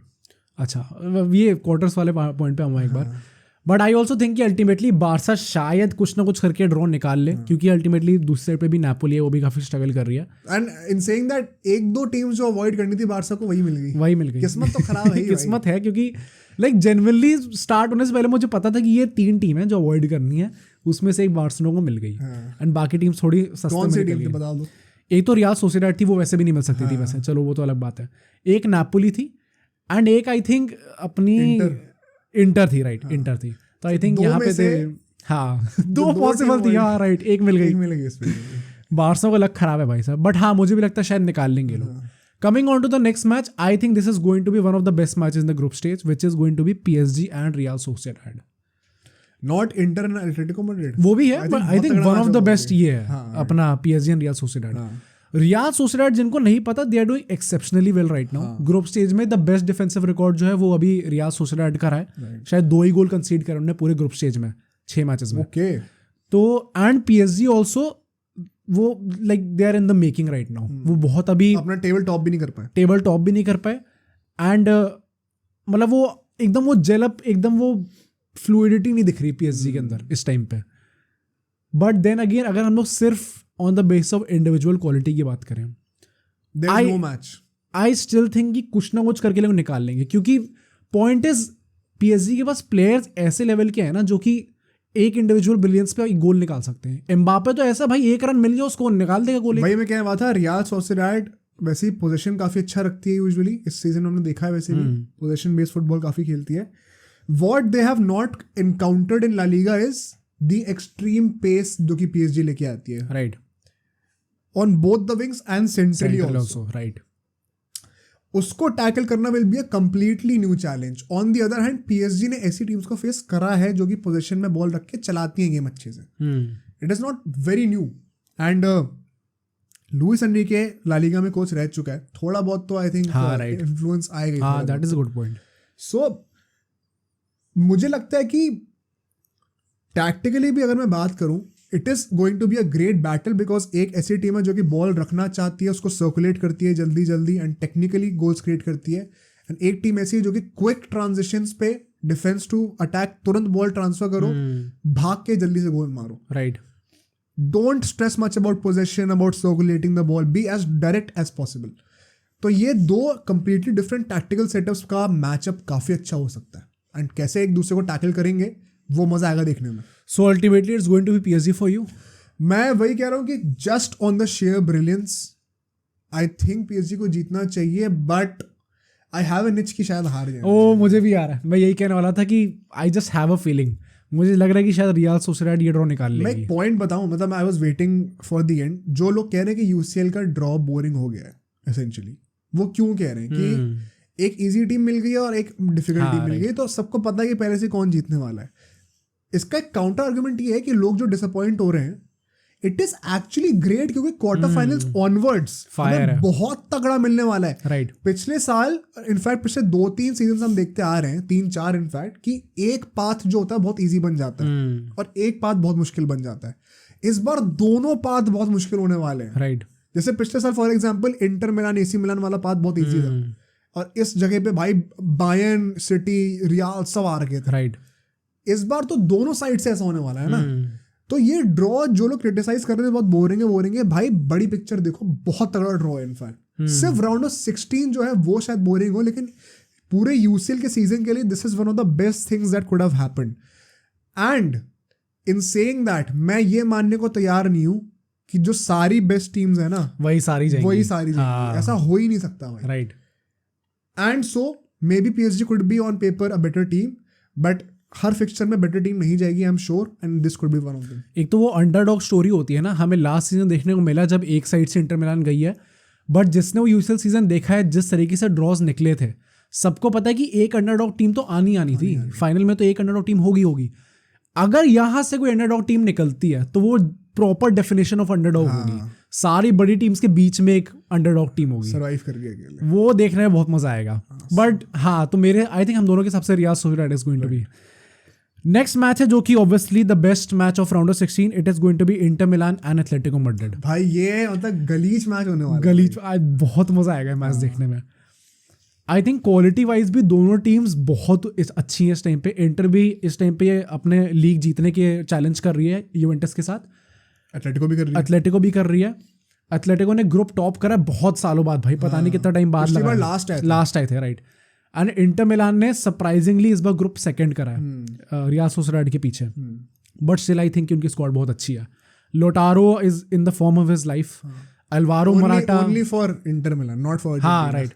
Griezmann and Alvaro Morata are firing अपना एथलेटिको मैड्रिड में। उनने भी अपना स्टाइल ऑफ प्ले बहुत चेंज कर दिया है, तो मे बी हमें एकदम एक डिफरेंट चीज देखने को मिले। उन्हें एक सेकंड में लेगा अपने पुराने स्टाइल पे आने में, राइट। हमने वो बारसा अगेंस्ट देखा था। हाँ, एंड वी ऑल्सो नो कि इंटर भी थोड़ी डिफेंसिव साइड हो सकती है, फिजिकल डिफेंसिव, एग्जैक्टली। तो आई थिंक ये दोनों टीम्स जो है ये पहली 2 पर्सनालिटीज लेके आ रही है अपनी, एंड ये दोनों पर्सनालिटी इतनी सिमिलर है कि बहुत तगड़ा क्लैश होगा आपस में, टाइम वेस्टिंग बहुत होगी। बेसिकली ये जो जिस टाइप का फुटबॉल खेलते हैं, जो कि मैं जो लिसनर्स हैं हमारे उनके लिए बता दूं, मैं अपने क्या कहते हैं इसको भाई, सेमी कोटेशन में कह रहा हूँ, बेसिकली जो सो कॉल्ड डर्टी फुटबॉल होता है, कि उसे टाइम वेस्ट कर रहे हैं, मोमेंटम खराब कर रहे हैं, नेगेटिव। ये उन टीम से अगेंस्ट बहुत अच्छा काम करता है जो कि चाहती है कि भाई जल्दी जल्दी गेम हो, फास्ट गेम चले, जैसे मान लो PSG। बट जब दोनों ही टीम ऐसी है ना, कोई नेगेट हो जाता है एक दूसरे से, फिर बात आएगी क्वालिटी पे, कौन फिर भी अपना निकल के ला पा रहा है गेम, तो वहां पे मजा आएगा। And for that reason I think Atletico will be there. ओ भाई साहब, I would be very happy अगर एथलेटिको जाती है, बट मेरे हिसाब से ये मैच भी आई वुड से 55-45% से मैं फेवर करूंगा इंटर मिलान को। मतलब आई तो वांट एथलेटिको टू, सेम मैं भी चाहता हूँ एथलेटिको जाए, मजा आ रहा है भाई। एंड अगर सेमीफाइनल में, क्योंकि अभी रियल मैड्रिड पे भी आएंगे, but real Madrid most probably पहुंच ही जाएगी, रियल मैड्रिड, रियल सोसिएडाड, अपना एथलेटिको मैड्रिड, अगर ये तीनों टीम जाती हैं आगे, तो भाई ला लीगा के लिए, और बार्सिलोना ऑल्सो, अगर 4 टीम जाती हैं क्वार्टर फाइनल में, 8 टीम्स में से टोटल में, भाई कितना क्रेजी होगा। क्वार्टर फाइनल में भी वो सीन होता है, सेम लीग का नहीं खेल सकते, या फिर उसमें नहीं, आई थिंक तब से चेंज हो जाता है। अगर ये सबका अलग अलग हो गया चारों, तो मतलब चांस है कि चारों ला लीगा के सेमीफाइनल्स भी हो सकते हैं, राइट। आई थिंक वैसा तो होगा नहीं, but I am banking Atletico. Okay, I would say Inter Milan. Next match PSV and Dortmund, बहुत हाई स्टेक्स है नहीं इस मैच के, मतलब थोड़ा बोरिंग सा मैच है। एंड डॉर्टमुंड अपना ग्रुप टॉप करा इस टाइम पे, PSV सेकंड आई है बिहाइंड आर्सेनल। PSV भी बाय द वे, जिनको नहीं पता है, अपनी कहाँ पे खेलते हैं वो, डच लीग में खेलते हैं ना PSV शायद, हाँ शायद, और डच लीग में खेलते हैं, कहाँ खेलते हैं, लाइक जिस भी लीग में खेलते हैं, आई फॉरगॉट, उसमें उन लोगों के 16 गेम्स हुए और वो 16 के 16 गेम्स जीते हैं, ड्रॉ नहीं करे हैं, जीते हैं। अच्छा, तो लीग में फॉर्म उनका गजब है इस टाइम पे। उसके बाद भी हम लोग कह रहे हैं कि क्या ये लोग आगे जा सकते हैं, नहीं जा सकते। एंड डॉर्टमुंड ने सामने, जिनका ग्रुप ऑफ डेथ टॉप करके आ रहे हैं, बट डॉर्टमुंड इज डॉर्टमुंड, वो बॉटलिंग फैक्टर है उनके अंदर।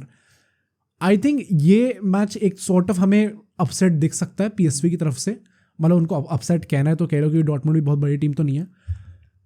आई थिंक डॉर्टमुंड जाएगी, but I think there is a genuine chance कि PSV चली जाए यहाँ से। I am backing PSV personally. Okay, I would love for them to qualify underdog story के लिए। हाँ, ओके, मतलब मुझे ऐसा लगता है कि बस एक वही फैक्टर है कि डॉर्टमुंड का घर पे है सेकंड लेग, एंड वो उनका माहौल भी अच्छा होता है भाई काफी। हाँ, क्या PSV सर्वाइव कर पाएगी वो, या फिर वो अपनी स्मॉल क्लब मेंटालिटी कहीं ना कहीं ले आएगी, वो देखने वाली बात होगी। बट गिवन कि डॉर्टमुंड भी कितने बड़े बॉटलर्स हैं, I fancy PSV। भाई यू हैव वन जॉब भाई डॉर्टमुंड, इससे इजी नहीं मिलने वाला ड्रॉ। हाँ। अगर यहाँ पे भी आप नहीं कर पाए तो भाई आप निकलो फिर कुछ भी करके। नेक्स्ट मैच है हमारा Lazio versus Bayern Munich, again not much to discuss here.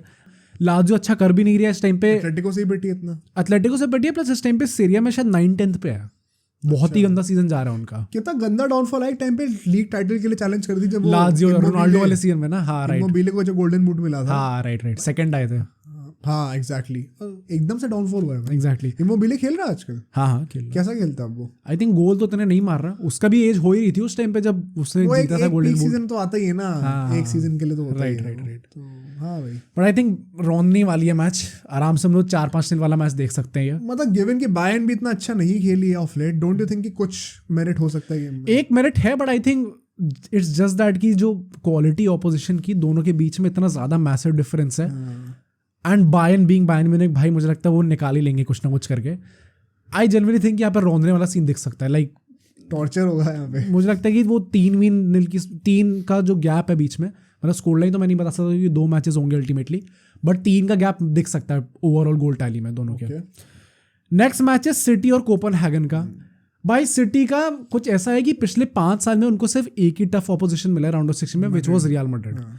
भाई इनको कैसे हर बार ऐसा ड्रॉ मिलता है, भाई गुस्सा आता है। कोपेनहेगन, हाँ सेम। अगर कोई एक थोड़ी मतलब होता ना डाइसी टीम होती तो शायद एक सही में क्वार्टर्स में जा सकते थे। इन सेइंग दैट कोपेनहेगन को ना एक्चुअली में 2 टीम्स निकालनी थी, 2 या चलो 3 टीम्स निकालनी थी, बायर्न म्यूनिख, रियल मैड्रिड और मैन सिटी। इसके अलावा कोई भी मिलती ना तो ये जेन्युइनली चांस क्रिएट कर सकते थे।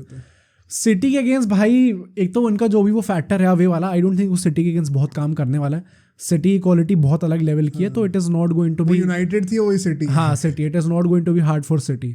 आई थिंक यहाँ पे भी हमें गोल फेस्ट प्रॉपर देखने को मिल सकता है, जहाँ पे मतलब अल्वारेस भी गोल मार रहा है, हालैंड भी मार रहा है, रोड्री भी गोल मार रहा है, सभी गोल मार रहे हैं आके।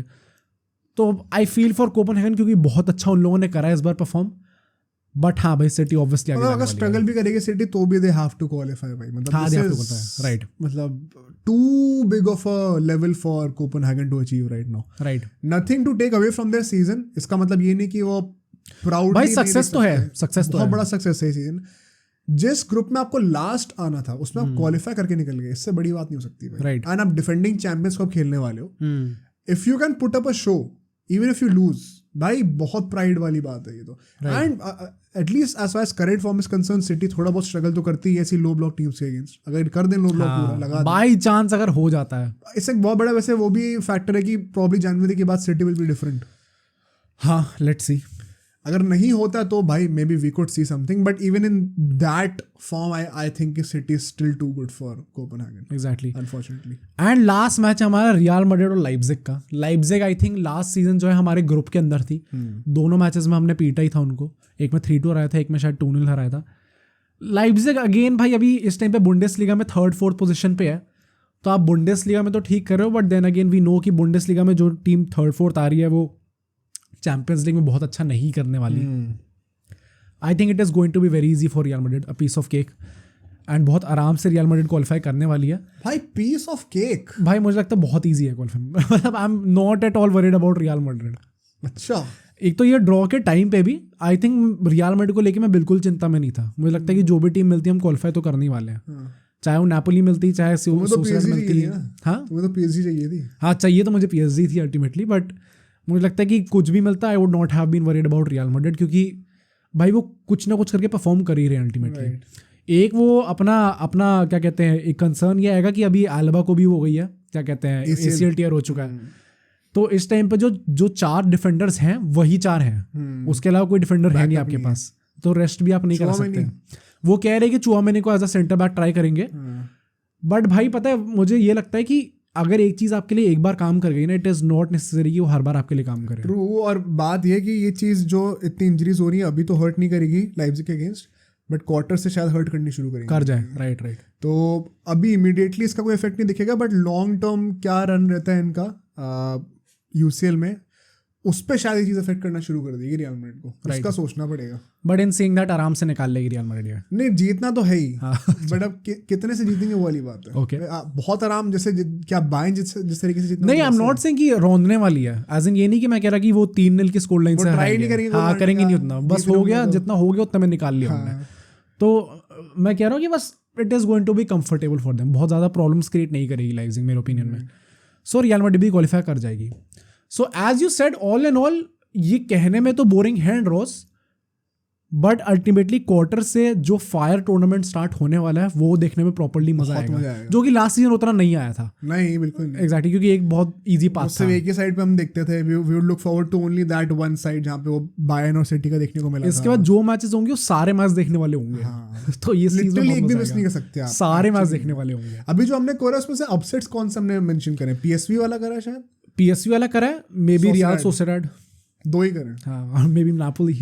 नापोली का तो चलो भाई, पर मतलब हाँ अगर 6 भी प्रॉपर टीम्स आ रही हैं, हाँ मतलब मैं तो कह रहा हूँ कि सोसिएडाड और उसको आपस में बढ़ा दो, पीएसवी को, और बाकी सब बाकी सबका करो भाई। राइट, 3 मैच तकड़े हो जाएंगे क्वार्टर्स के 4 में से, मजा तो बहुत आएगा। हु डू यू थिंक अभी इसके बाद सेमीज में कौन जाएंगे, गिवन की सारी तगड़ी टीम्स आ चुकी हैं? आई थिंक सिटी रियल मैड्रिड दोनों आराम से सेमीज जाने वाले हैं, अनलेस एंड अनटिल आपस में इनका मैच हो गया नेक्स्ट में। बट आई थिंक अगर 4 सेमीज मुझे पिक करने हैं, सिटी, रियल मैड्रिड, आई स्टिल थिंक बायर्न निकाल लेगी कुछ ना कुछ करके, एंड एक और टीम अगर मैं बोलूं कौन सी जा सकती है टीम, और सोसिएडाड है, पीएसवी है, आर्सेनल है, भाई कौन सी टीम है भाई, इसमें कोई ढंग की टीम है नहीं डालने वाली। आई डोंट थिंक बार्सा जाने वाली है, नहीं जाएगी, नहीं। इंटर एथलेटिको में से एक टीम आई थिंक जा सकती है अल्टीमेटली, जो भी क्वालिफाई करेगा उसके बेसिस पे। भाई साहब मतलब भगवान करे कि बार्सा यहाँ से जीत जाए और कोई पीएसवी वगैरह कुछ मिल जाए भाई क्वार्टर्स में, ताकि चांस तो हो थोड़ा सेमीज तक आने का। भाई सेमीज तक आगे तो हाँ क्या भाई, क्वार्टर्स में I would love to see Arsenal versus Barca, बहुत सिमिलर स्टाइल ऑफ प्ले है, मजा आएगा देखने में। एक्चुअली में भाई मजा आएगा देखने में, राइट, यू नेवर नो, उसमें कुछ भी हो सकता है। हाँ, दोनों थोड़ी सी स्मॉल मेंटालिटी में होगी। हाँ राइट, तो देखते हैं भाई। But on that note let's end today's podcast. Hope आप सबको पसंद आया होगा, काफ़ी कुछ इन्फॉर्मेशन मिली होगी। जल्दी से वीडियो को लाइक कर दीजिए, सब्सक्राइब कर दीजिए चैनल को, और जो अगली वीडियो आपको देखनी चाहिए ज़रूर वो मोहित दिखा देगा, वो आपको यहाँ पे दिख जाएगी, तो इस वीडियो को भी ज़रूर देखिएगा और बताएगा कि आपको वीडियो कैसी लगी।